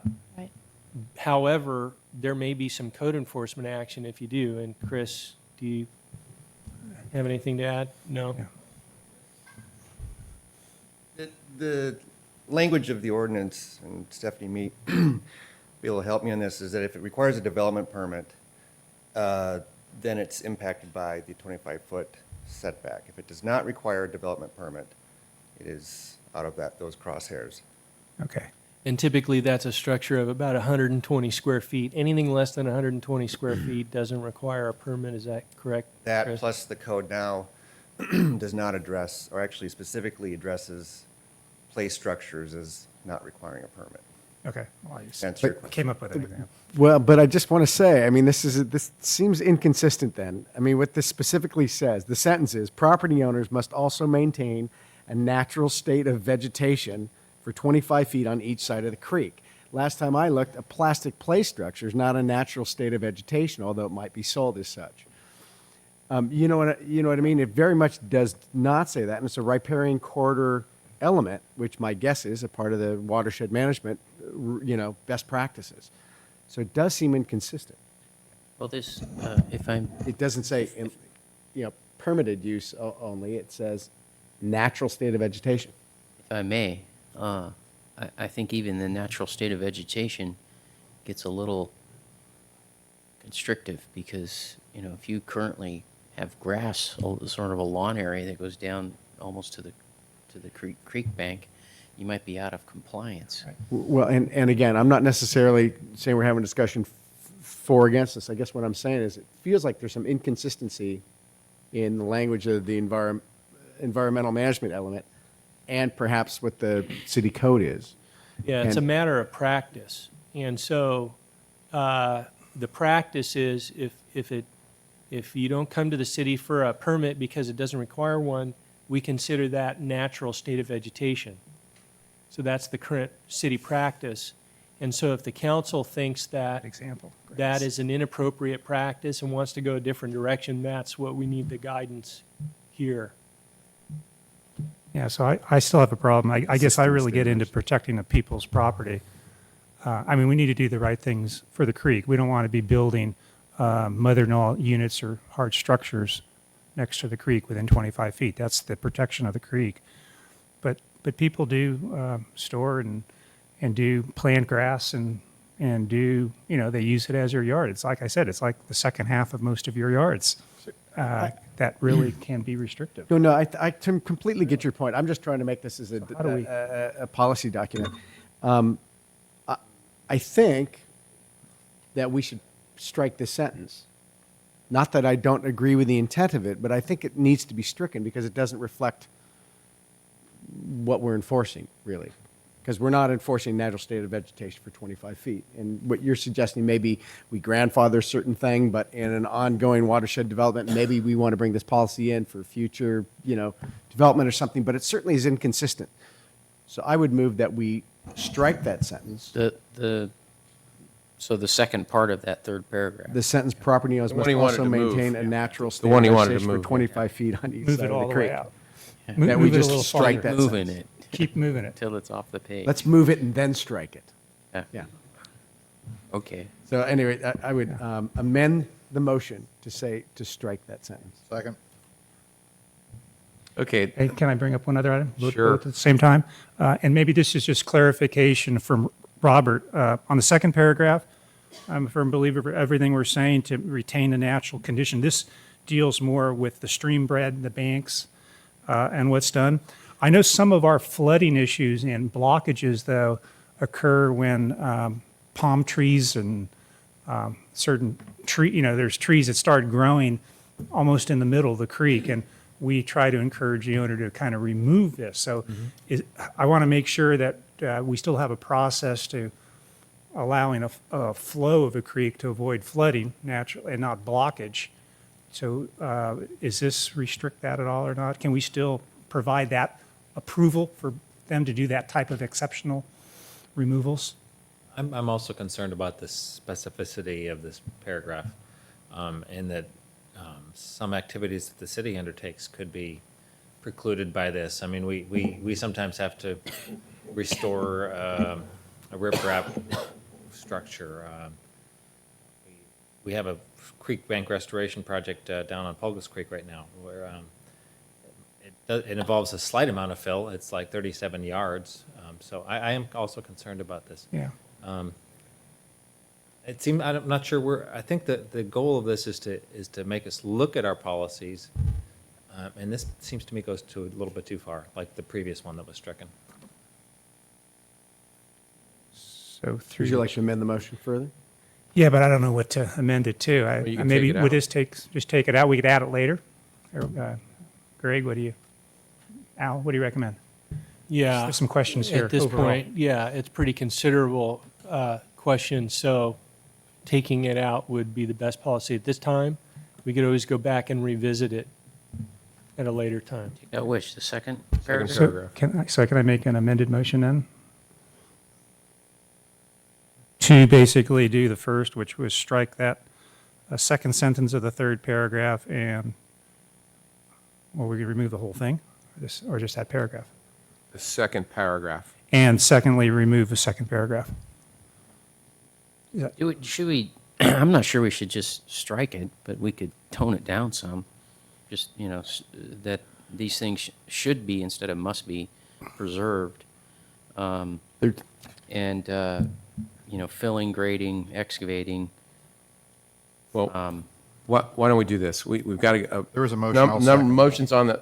Tons of motions on the floor here. Let's make sure we know the motion. You made a motion, Mr. Lewis.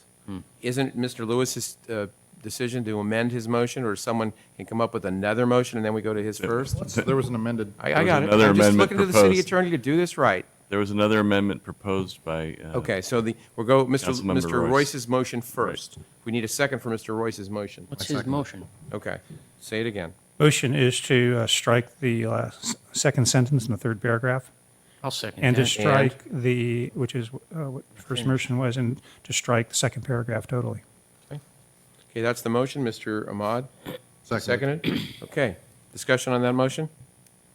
So the discussion I would offer on that motion is I'm in agreement with the striking the second sentence of the third paragraph, but I think on the second paragraph, something still needs to be in there to indicate that, we want to preserve these in their natural condition. Mr. Grocott, just direct you to Yeah. page 123 again. There's, Okay. on 123 and on 124, there's considerable language that I think reflects the spirit of what you're asking for. This, keep in mind the errata was sort of after our last discussion, some additional language. Mm-hmm. And I had the same concern. Basically, I was looking at this going, well, wait a second, what was the original proposition? Right. And I think it's pretty. This just went a step beyond when some of the language doesn't seem as enforceable as it might be. But it seems like the environmental management component on 123 through 124 certainly speaks to the spirit of I think the section that you're concerned about. You're right. I agree with you. Okay. Although on page 123, we'll get to it. We'll get to We'll page get to it. 123. So we have a motion on the floor. Any more discussion? Hearing none, roll call, please. Councilmember Ahmad? Yes. Councilmember Grocott? Yes. Councilmember Lewis? Yes. Councilmember Royce? Yes. Mayor Grisilli? Yes. All right. Next. I have a question. Does that mean we dealt with that motion? What do we do with the last paragraph on that? It stayed. Stayed? Creek restoration and maintenance rehabilitation, further enhancement, it stayed. But now would be a good time if you'd like to talk about the 123 item if we're on that section. I'm just 6. not, to stay on this last creek restoration and maintenance sentence, I'm not sure it's not worded, I don't want to wordsmith this whole document, but to say creek restoration and maintenance and tree and vegetation replacement standards may further the enhancement and protection of creeks that's just making a statement. It's not saying you want to do anything. If you put should further the enhancement and protection of our creeks, then you're kind of giving a direction. But just to say it may not. Do you want to make a motion? I guess so. I would change it to say, so my motion is to change that last sentence, creek restoration and maintenance and tree and vegetation replacement standards should further the enhancement and protection of creeks. Second. Okay, it's been moved and seconded to replace the word may with should on the last paragraph there. Any other discussion? Okay, roll call, please. Councilmember Ahmad? Yes. Councilmember Grocott? Yes. Councilmember Lewis? Yes. Councilmember Yes. Royce? Mayor Grisilli? Yes, okay. And if I might, Mr. Mayor, then on page 123, 123, the famous 123. EM 2.8. Thanks. Which one? 2.8. 2.8. It says participate in multi-jurisdictional watershed management efforts. That assumes that there is some effort out there to participate in. I would like to actually change that or add to it to say, coordinate with neighboring jurisdictions on watershed management efforts. It gives, again, more direction, and perhaps we're the lead, or as we were So 5 years participate ago. and coordinate, participate and help coordinate? Yes. So the motion would be to change the language to participate and help coordinate in multi-jurisdictional watershed management efforts. I'll second that. Okay, Thank you, Mr. Lewis. You bet. okay, so it's been moved and seconded. Moved by Mr. Grocott, seconded by Mr. Royce. Any discussion on this one? Hearing none, roll call, please. Councilmember Mod? Yes. Councilmember Grocott? Yes. Councilmember Lewis? Yes. Councilmember Royce? Yes. Mayor Grisilli? Yes, thank you. Okay. So, I'm ready to talk about the park and recreation element.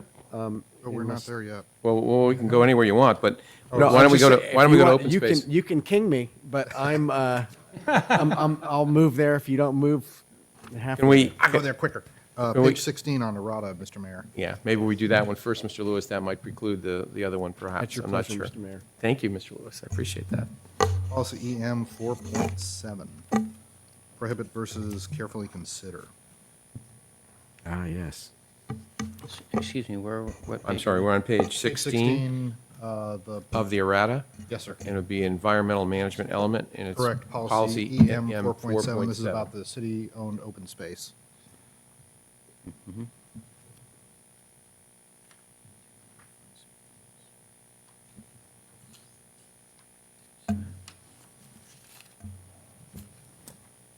Mr. Mayor, yeah, I have to admit, I'm trying to figure out where to go here, because I would like to see the city have flexibility. However, looking at the open spaces there, I don't know that the use of those properties can really be for anything other than open space, so I'd be curious to hear from the rest of council what the feeling is. I'm probably leaning toward go ahead and prohibit, but I mean, I always am concerned about legislation that ties the hands of, all future councils and, and wouldn't engage the public in a discussion about it if something came along that it felt like it was in the city's best interest to consider it. On the other hand, I suppose it's more difficult, but the city council could always say, we want to change this element of the general plan that says prohibit because of this overriding consideration that's been come before us. It's everything's reversible through a public process. Right, Mr. Rubens? That's correct. You would have to amend the general plan. But we can do that. You could do that. Okay. So, I mean, it puts a higher threshold on something that, from an environmental standpoint, and Yeah, I agree. I tend to agree with you, Mr. Lewis. As long, I assume that, again, this one up on Crestview isn't considered open space properties. it is a park. I understand, which we're going to get to in a couple of seconds here, but otherwise, everything is reversible or changeable, and I tend to agree with you, too. I hate to put prohibit forever, because it does make a higher barrier, but on the other hand, it is open space, and perhaps it should have a higher barrier, because it is open space. So it is so it looks like, just to clarify, I wouldn't need to make a motion if we just accepted. Leave it, All right. As is. As is. All right, another item? Can I point us to page 11? Page 11. Okay. In the errata? All right. Yes, LU 9.20. LU 9.20, okay? Right. I'm just not, We looked at the reason I point us to this is I'm not sure about the specificity of the vacancy rate. That seems a little cumbersome to determine, number one. Who determines it? I think we And- have, well, go ahead, I'm sorry. And, Let me answer the question. I'm just not sure what it has to do with, the whole deal here, because regardless of what the vacancy rate is, if a property owner has an apartment building or something and they want to convert it to condominiums for some reason, I don't see why they shouldn't be able to do it as long, and it seems like item B there is enough of a condition, a hurdle to get over, that we don't have to have the vacancy rate as an issue as well. When staff is through with the sidebar, I'd be Yeah. curious to get their point of view on it. And maybe Mr. Zawicki, I see in the audience, and it seems like this may also relate to an element of the housing element. Perhaps, I don't know, the 5%. I think that's a vacancy. fairly, you know, from doing construction in other places, I think that's a fairly standard percentage. Mr. Sawicki, could you come up for a second? Because everybody else seems to be talking among themselves, so we can't seem to get their attention. Maybe we can get yours. There's a fantasy football discussion going on at the beginning. If I could, through the chair, Mark, that particular policy was carried over from our existing general plan. We intended to keep, so we had something to review against, and the 5% vacancy rate is an industry standard that we found in other surrounding communities. Right, that's what I was speaking to earlier. It's pretty standard for 5%. I guess what Thanks, Mark. for us Great to job. discuss, I suppose staff could chime in also, is I just don't see what it has to do with the price, you know, the price Well, I of tea think- in China, because if you own a building, imagine yourself, you own a building, perhaps for investment reasons or something, you want to get out of that building, so you decide you're going to get APN numbers for everything and sell it. And as long as you've provided for the protection of tenants or getting them housing elsewhere, what's the big deal? Well, I mean, the deal that I understand it to be, and again, I'm not defending it, but trying to explain it, is that it's a little bit of a safety net, so that otherwise everyone who owns an apartment building in San Carlos could say tomorrow, we're not going to have any more rental units in San Carlos. We're going to transform everything into condominiums. I don't see that ever happening. I but, understand yeah, that, but this is it's a little this is extreme. This is a safety net to allow for that. I mean, Stephanie could speak to that, but that's how the other jurisdictions have done it. It's a safety net. Otherwise, I mean, I know San Francisco has I don't want to ever go to their rules and regulations, but because they're really a little bit different than what we want to go to. But it literally is, to me, a safety net to guarantee there's a stock of rental housing in your community.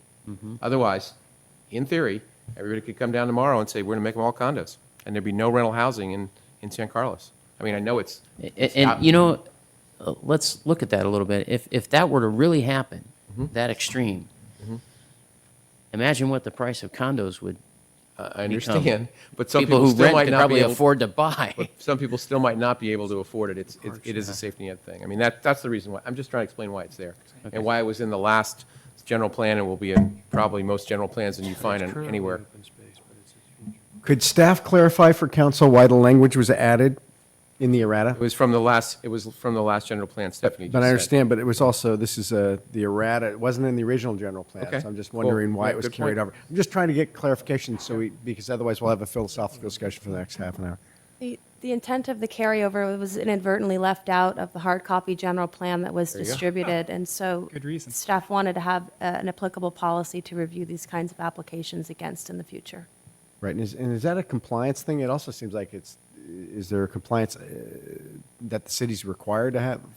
This seems like there could state be some mandate sort or of a something like statewide. that I nature. don't think there's any kind of personal. I don't know that. Go ahead, Stephanie. You know better than I. Addressed in the housing element as well. The state housing element? Yeah, Does it the require? housing element that you're Does it considering require tonight. 5%? The state? No, not the vacancy rate, but the That's- issue that- of condominium conversions. I understand. So there is no, it's a safety net. That's really what it is. So to sort of encourage, and maybe not the right word, but to allow other rental housing in a city. Otherwise, Right. you could theoretically have none. And people wouldn't be able to, even though the prices probably would come down, they wouldn't be able to live in your town. Just as a, touch point, where are we now? I have in no San idea. Carlos? Does I don't know anybody what know? I guess that was part of my question Sure. too, is who is the onus put on to show what their vacancy rate is? We have Who- statistics who does it? from the And how often is it updated? You see what I'm saying? It seems like a bit of a cumbersome thing. I understand, Some but- guy comes forward, comes downtown, comes into City Hall and says, I would like to convert my building to condos. Mr. Sawicki, would you please come up and just give us 25 words or less on why this is here and where you can- get your numbers? Yeah, you can pick any threshold you want. Right. But the idea is that you want, it's exactly what the mayor has said. You want to have a stable amount of rental And housing. your because statistics are garnered from? Yeah, in how other words, often you is generate updated, that where does this number? come from? You can use any statistical source, but I think the idea is, once it's beyond that threshold, you'll But I know mean, you when it's get your beyond that threshold. statistics from the local realtors or the local apartment owner company. Yes. Unit, whatever. There are They keep statistics on this all the time. Correct. So in other words, it's published statistics and that the cities and counties use them. Do we know, just as a touch point, where we are today? Do you know? I don't. No idea. I believe I've done, some of the reading I've done, we're on the low side compared to other cities on rentals, on apartments, compared to the average. There's many more. If you go to San Mateo, I mean, there's just a lot more apartments. Yeah, but he's talking about the rate. He wanted to talk Oh, about about the rate, yeah, okay. Well, I'm afraid if I made a motion, it's not going to go. You can make a motion. Go ahead, Mr. Grocott. It's fine. Okay, I make a motion that we strike sentence A. Okay. About Is there a the second vacancy to that? rate.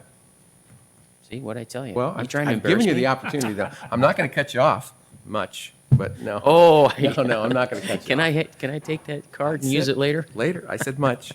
All right. Next, Mr. Mayor, page 18. 18.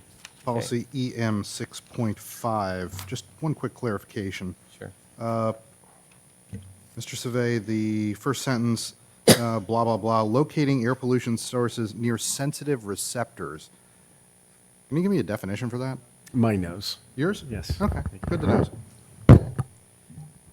I finally get to speak. Sensitive receptors are residential areas where you have, or senior homes or schools with children, basically any residential or where you have an aggregate group of the elderly or children who are more vulnerable to air pollutants than general public. Okay, so there is a legal definition for Yes, that. sir. Well, it's legal definition, yes. Yeah, okay, so Yeah, there there is is. a Yes. legal definition. Yes. Okay, thank you. Okay. Next, Yours. the Park and Rec one. We into the Park and Rec element? Yeah. Okay, thanks. Go, Bob. So, Bob, I actually, based on what your comments were earlier, the additional language that's being What suggested. page are we on? there- Again, are we? It's a combination of Okay. the general plan errata table, page 22, Okay. action PR 1.10, Okay. which has the language that the Planning Commission and the Park and Rec Commission, I guess, were both suggesting. The only thing I wanted to point you to, given the example that you used, because I agree with you wholeheartedly, is if you look at page 172 of the general plan, because at the end of this statement, it directs, if it finds that it is a change in use that will meet the goals of the park and recreation element of the general plan.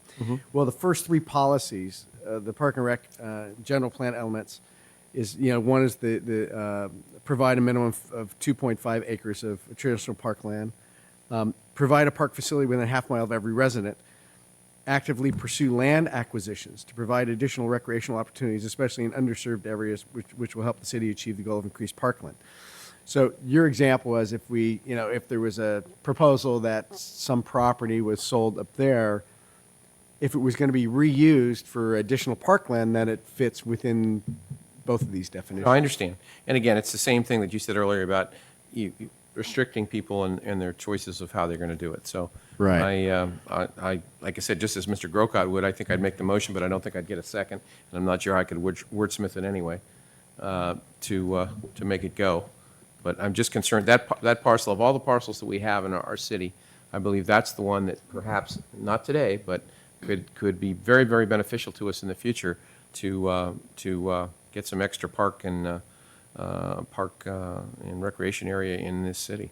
To Can the we mayor, clarify, Mr. Mayor, on that one piece? You're talking about the part across from Crestview that's vacant, correct? Talking about the park across from Vista Park. Oh, Vista on Park, Crestview, I'm yes. sorry. Yes, and I'd just like to clarify the reason that it's open space in the current general plan. In the old general plan, it was called a future park.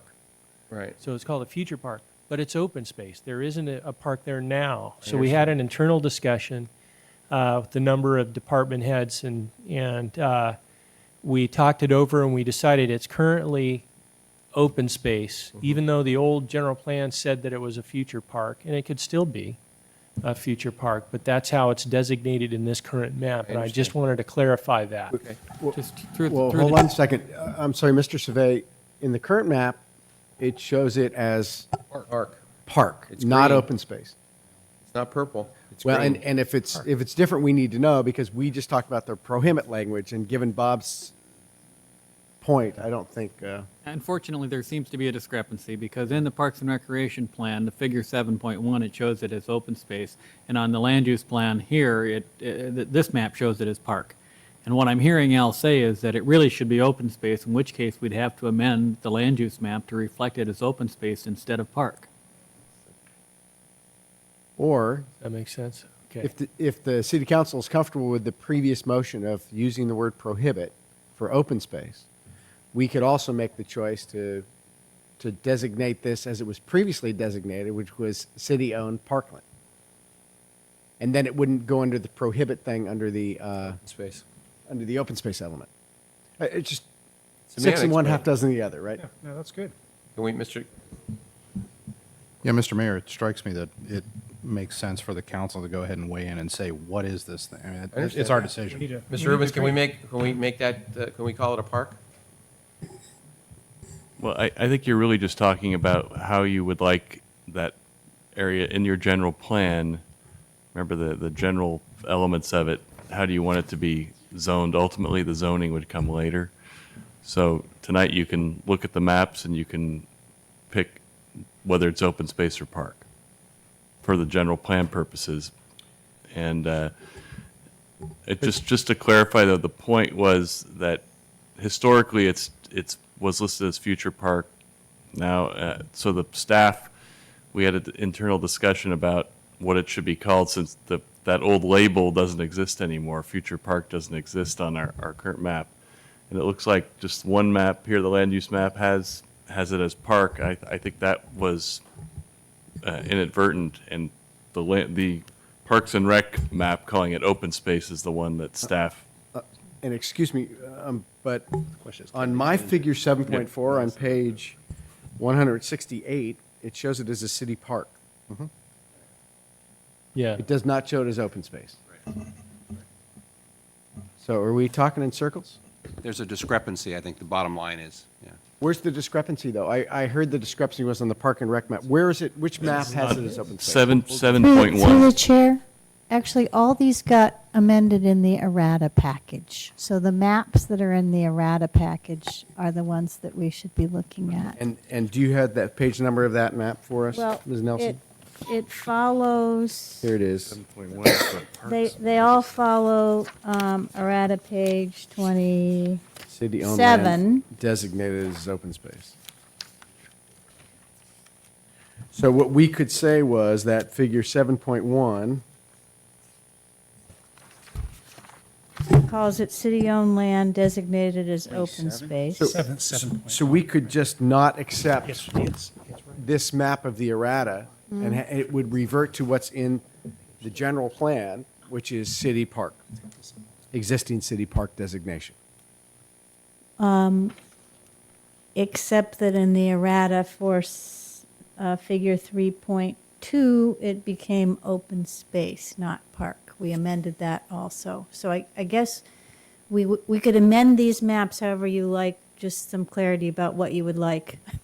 For that one particular piece is really One the particular way we'd piece. prefer to go. Yeah.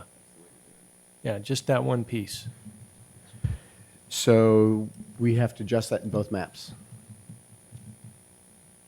Yeah, and so the question is, do we leave it as open space on both maps or park on both maps? Right, and so for the council discussion, I would agree with the mayor's point that that particular piece of property should be left as existing city park because of its, the nature of that property. So, Mr. Mayor, I will move to amend the errata maps to reflect North Crestview space as a city park. Okay, got it. Is there a second? I'll second that. All right, further discussion? So I'm trying to understand, I'm sorry, Sure. fellas. I understand. We did the thing about prohibit. Right. So That Mr. was open Ahmad's, space. Mr. Ahmad's motion Sale of open space. of open space. Prohibited open So space. so what you've just done then would not prohibit the sale of a park. Of a park. It would fall under the 1.10 here. we can change the zoning if we, and whatever, if we need to do it on page 22. Now you're taking me to Sorry. page 22 I mean, this because is where why? we started. This is where we started. So we're now back to this element. Yeah, this element, the park and recreation element, page 22. All city-owned park facilities and open space park facilities as defined by the municipal code should be rezoned to only allow such uses. The Right. city council may change the zoning to allow other uses if it finds that it is a change in use that will meet the goals of the park, okay? Right. We think that gives flexibility to the, if we had an opportunity, let's say, to put a park or a recreational area in another place, that property could be, hopefully, utilized as a bargaining chip or a sales or whatever. We could use the proceeds, and because it really doesn't fit for a very good recreation area up there or a park. So what it's saying is, in the general plan, we have a goal of increasing our parkland. Yeah. So this is just saying if we wanted to sell that piece of property, it would be within the confines of the park and rec element, which is to increase parkland. So it would be a permissible transaction as far as the general plan is concerned. Yeah, and I'd like to add, I think there were a couple public comments. One, I very highly support that we trade, or if we do sell, we exchange land for land. It's not land for maintenance. No.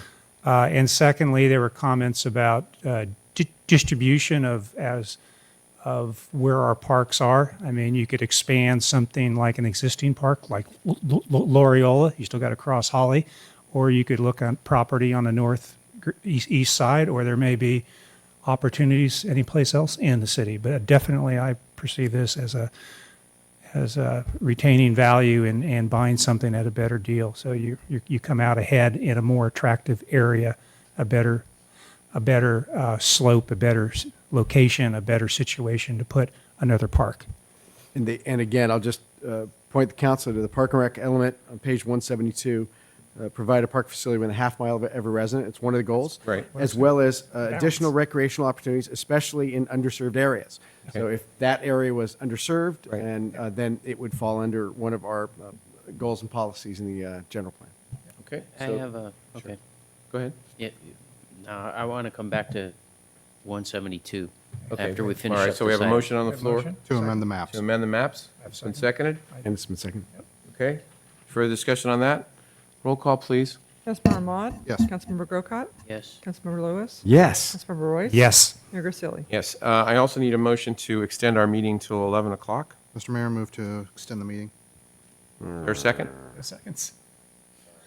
Second. Okay, all those in favor say aye. Aye. Opposed? Okay, Mr. Mayor, sure.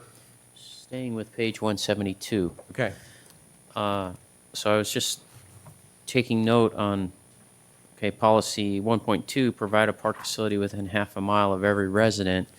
And really, that only happens, the only place that doesn't happen right now is way over on the south end of San Carlos by Kelton and St. Francis Way, I think around in that area there. Right. These are Right? goals. Yeah. So I think the other issue, and it's pointed up by what was brought up about the east side, is it's not just being within half a mile, but also if you're, what's the language I'm looking for? You know, if there's a major thoroughfare or intersection, safety issue, you can't get to the park very readily if you're a kid on a bike. Okay. And so something that might also say, provide a park facility within a half mile of every resident, or I apologize, I can't put the words in your mouth for you. within a quadrant of major I- intersection, or What I thought was we cover that in the next policy, especially in underserved areas, and that would be a thing where you would make an exception, say this is underserved because of that existing condition, therefore it's within our goal to provide it. And I just want to make sure council's aware that on page 21, the provide language on page 172 is both of those elements were amended to say strive to, which was at our direction at the last meeting.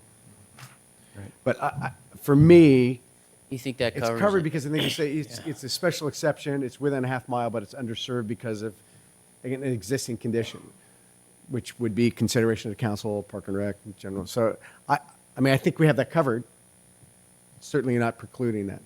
And this is certainly a very aggressive park and rec element. Okay. Any other changes All right, I'll to the go with that. general plan, 2030 general plan? Any adjustments?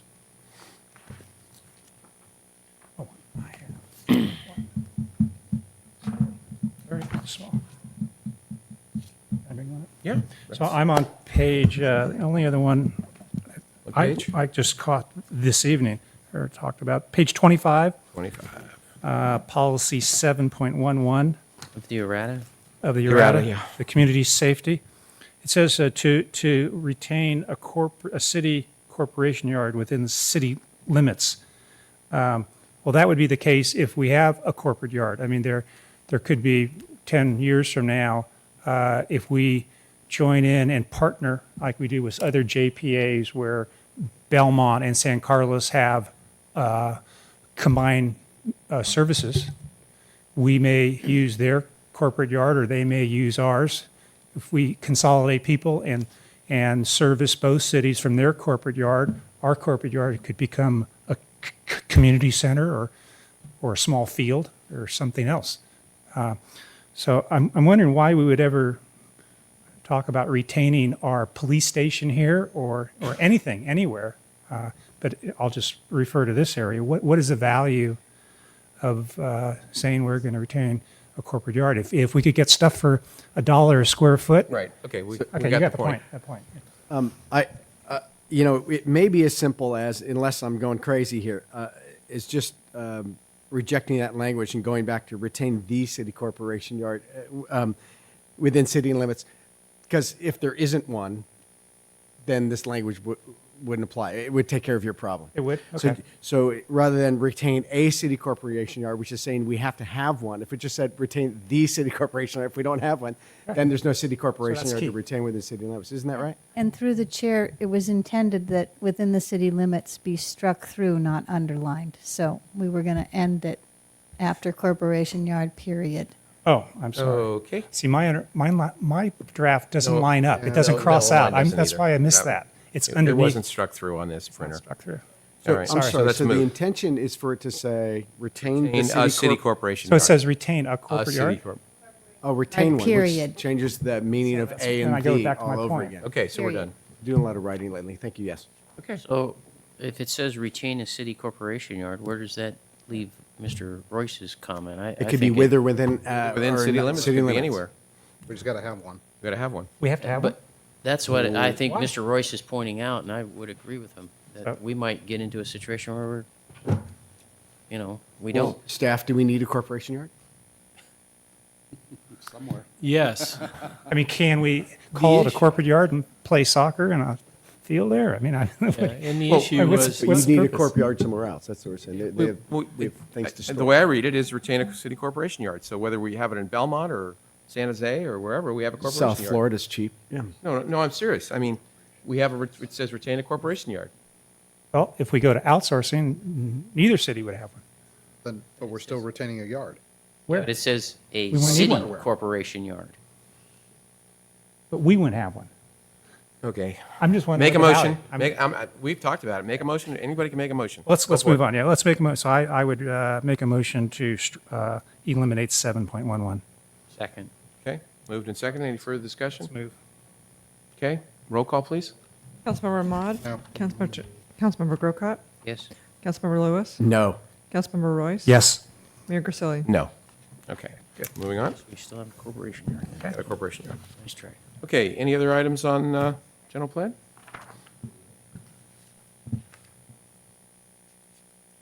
All right. Now what? Well, now we get to An vote action on it, the general plan. Yeah, we got to vote on it. So that's what I'm going to do. If there's no other comments or no other, Mr. Weiss? No, I thought you were reaching for a microphone, sorry. Okay, anybody else? So Mr. Savay or Mr. Rubens, now I go to, in other words, I would go to 10B and make a motion on that? No, First, it's the environmental EIR first. First, it's the environmental EIR, okay. So should I go down then to C and D before I get to that also then? Yeah, don't these other elements I impact? thought you went through the errata of all the.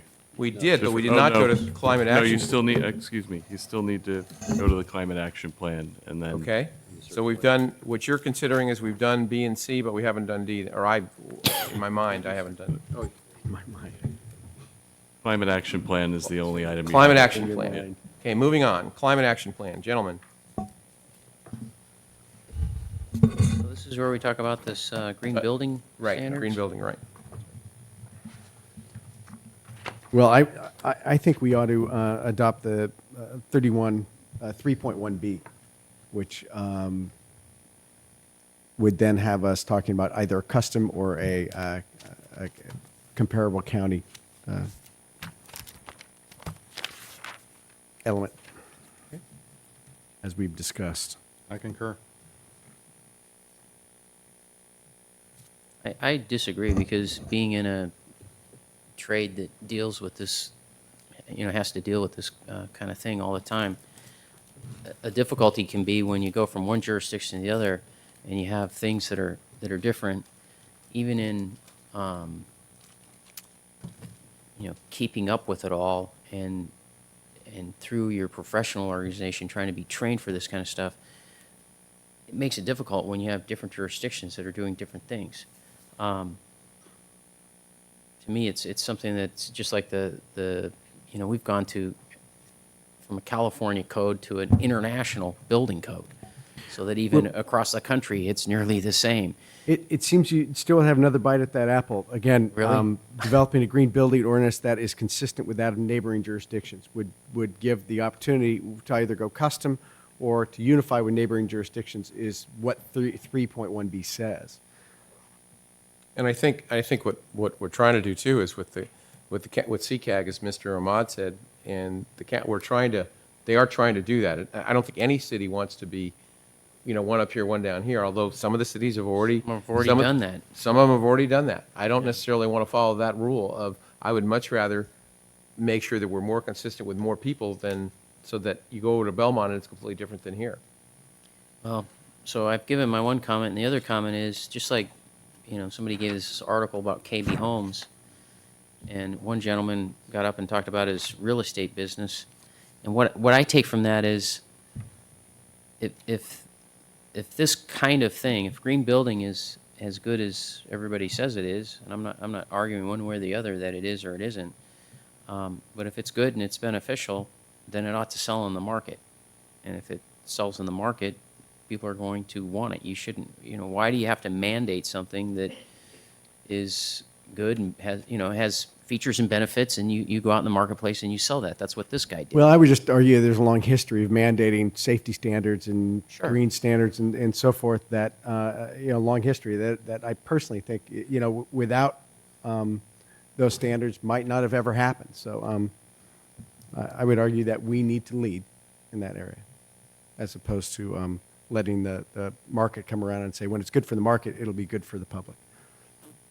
Well, yeah, I can see your point, but most of the things that are in the building code they're there for safety reasons, they are minimum standards. I mean, if you want to go beyond that, and you have a product that does better, have at it, sell it, and it'll Yep. do well. Okay, well, I understand. So if we've. So I would make a motion to, I'm sorry, go ahead. So, well, first of all, I just want to disclose to the public. So I had a couple meetings, one this last week with Ann Iverson and Kathleen Gallagher. I think the public needs to know that. We spent about an hour over a cup of coffee and talked about these items. And a couple other members of San Carlos Green I met after our meeting a couple months ago, which we welcome, but we do need to disclose that. And I believe, I just want to disclose for all of us, I think you met with other members of council, which is fine, but again, just to let the public know that we've done that. I'm also in support of 1B, or 2B, I'm sorry, did I say 1B? 3.1B. I mean, sorry, what is it? 3.1B. 3.1B, I'm sorry, didn't mean this. 3.1B. I just bring out a couple things and any reaction from Al, especially the first one. I just want to be really sensitive to cost, staff's time, the work involved. This is going to be quite an effort, and you talked about that. And I just want to give you an opportunity, if you have anything else to say about the attainability of success and working with all the groups to make that happen. Well, maybe that's my first point. Any thoughts, Al, on? Well, on that item? we'll come forward with, if this goes through, then we would come forward with, again, an implementation plan. And at that point, we would ask you, when you want to do this, you want to do it earlier rather than later. The one other thing is, while we're hearing that you want to do 3.1B, it would be nice to have some guidance on whether you want to go with a more regional approach or you want to go more customized approach, because really that is a differentiating point between the two. Through the chair, what my impression was, which is one of the reasons I clarified it earlier, and also goes to your point, which is, I think we need to understand what the costs are that are associated with each before we would lean one way or the other. So it may be one of those things that we should look at what the consistency with neighboring jurisdictions might be, what those standards are, what that cost is, what a custom approach might be, what the extent of the outreach and process is, what those associated costs were, and then council can make that decision. Through the chair. Mm-hmm. Yes, sir. So I'm seeing a sensitivity to our staff and the cost. I think there ought to be a sensitivity also to developers, to customers, because you talk about major remodels. Well, that impacts homeowners I who think want this- to, Yeah. there's cost there too. There's cost to people who are in the business like I am to keep up with this stuff and to have to deal with it when it comes down the pike. My point would be So there's that costs all around. when staff comes up with these proposals, is that everyone sits at the table. It's not just one group of people or staff by themselves sitting at the table. Everyone sits at the table, so they get input from folks who, like yourself, or people in the industry. Right. Because otherwise, I agree with you there 100% too. It can be so onerous that no one would ever want to build anything here. Yeah. So I agree with that point, that everyone's got to come to the table. Mr. Morrow?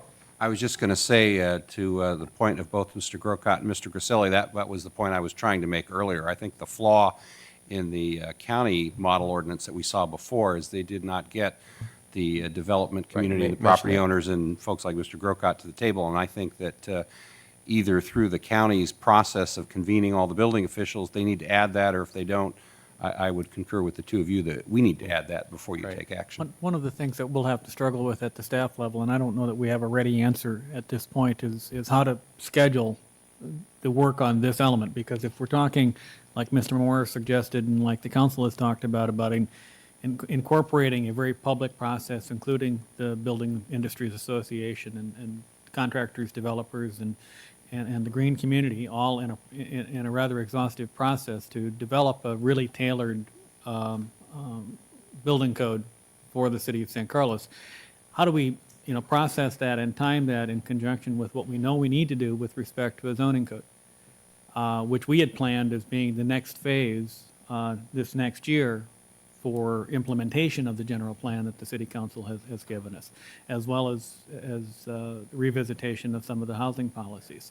So we'll have, as part of our strategic planning process, if the council wants to go down this path, we'll have to figure out with our limited staff as to where we can dedicate our resources and which of these take priority. And as long as everyone understands that we may be required to do the zoning code and then deal with the green building code later, but I don't know that we can do it all at one time. I'm just, as a manager, as somebody trying to manage our resources, I just don't know that we can do it all at once. Sure, that makes sense. My guess is staff could also look at a neighboring jurisdiction that has vetted the process with developers and builders and contractors, and perhaps come forward with a medium-term, solution, that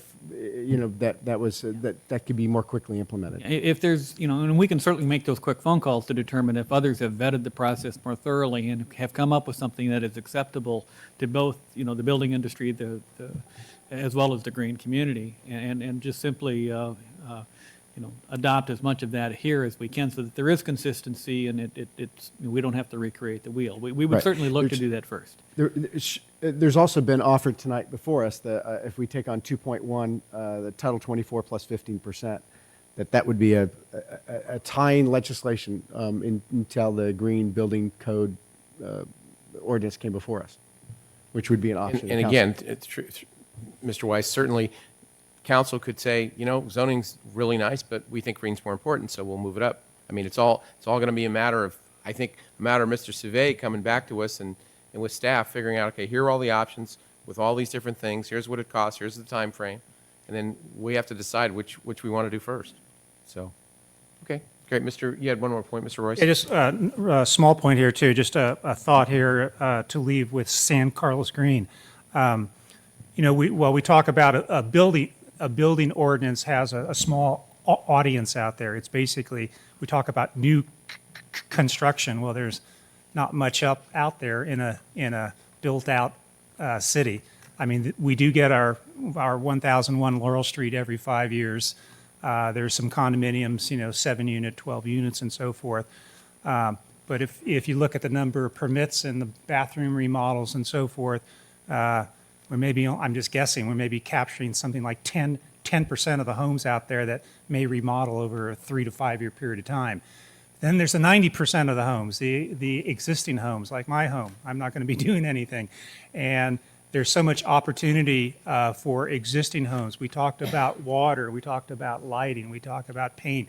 They're putting in flooring, they're putting in countertops. Okay. They're doing a lot of things. And I really do think that, again, the bang for the buck, yeah, building ordinance does it, but it just does a small segment of the activity that adds to greenhouse gases. That existing piece, I think, is also an area that we need to do a lot of work with. Mr. Mayor? Great, yes. What was I'm getting lost on the numbers, 3.1B, and then there was 2.1. Thank you. Okay, so I will make a motion to adopt 3.1B and 2.1. Second. You do what? Say that again? Adopt 3.1B and 2.1.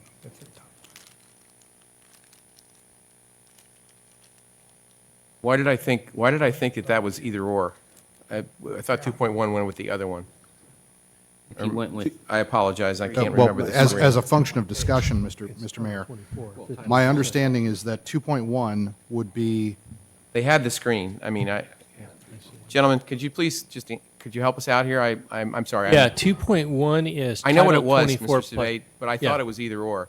But so we'd take them both? So, We have- Yes. Okay. You would take them both, yes. Okay, fine. Yeah. I'm sorry, I apologize, Mr. Ahmad. Sure, My no fault. problem. My bad. It's too late. Go ahead. Can't. All right, who's second? we got some. Do we have a second? We do. We do. We have some of this, too. All right, moved and seconded to, Also have this. take, Yeah. yeah, we're gonna need that pretty soon. Yeah, we're going to need this a lot more. 3.1B plus 2.1. 2.1, yes, sir. All right, seconded by Mr. Lewis? Yes, sir. All right, any further discussion? yes, as a matter of discussion, even though I'm going to vote against it, Okay. Mr. Savay did ask that as we made this motion, do we want to do a custom or do we want to do a regional approach working with other jurisdictions? And what you've just proposed doesn't address it. I think well, if we can amend the motion, but I think what we're trying to do, because the whole point of this is that they're going to have to come back to us, because just like Mr. Lewis said, I'm not going to make that determination until I see how much what it is, what the cost is, and what the timing is. Okay. Well, I'm just trying to help Mr. Savay out No, because I he did bring understand. that I up. understand. So I'm- he I'm- wanted I- And that, some that's direction fine from the council. clarification, thank you. Yeah, Got that's that. fine. Okay, motion's on the floor. Any further discussion? Ms. Boland? Councilmember Ahmad, Oh, yeah. Councilmember Grocott, Definitely not. Councilmember Lewis, Definitely yes. Councilmember Royce, Yes. Mayor Grisilli. Yes. All right, so we've gone through these items now, Mr. Rubens, again, looking to you. We have, should we go to 10B, C, and D, and then A, or how do we do, what's the cycle you want to do this on? The first one you'll consider would be 10A. All right, 10A. All right, consideration of adopting resolution certifying the final EIR for the San Carlos 2030 General Plan and Climate Action Plan, attachments 1A through B.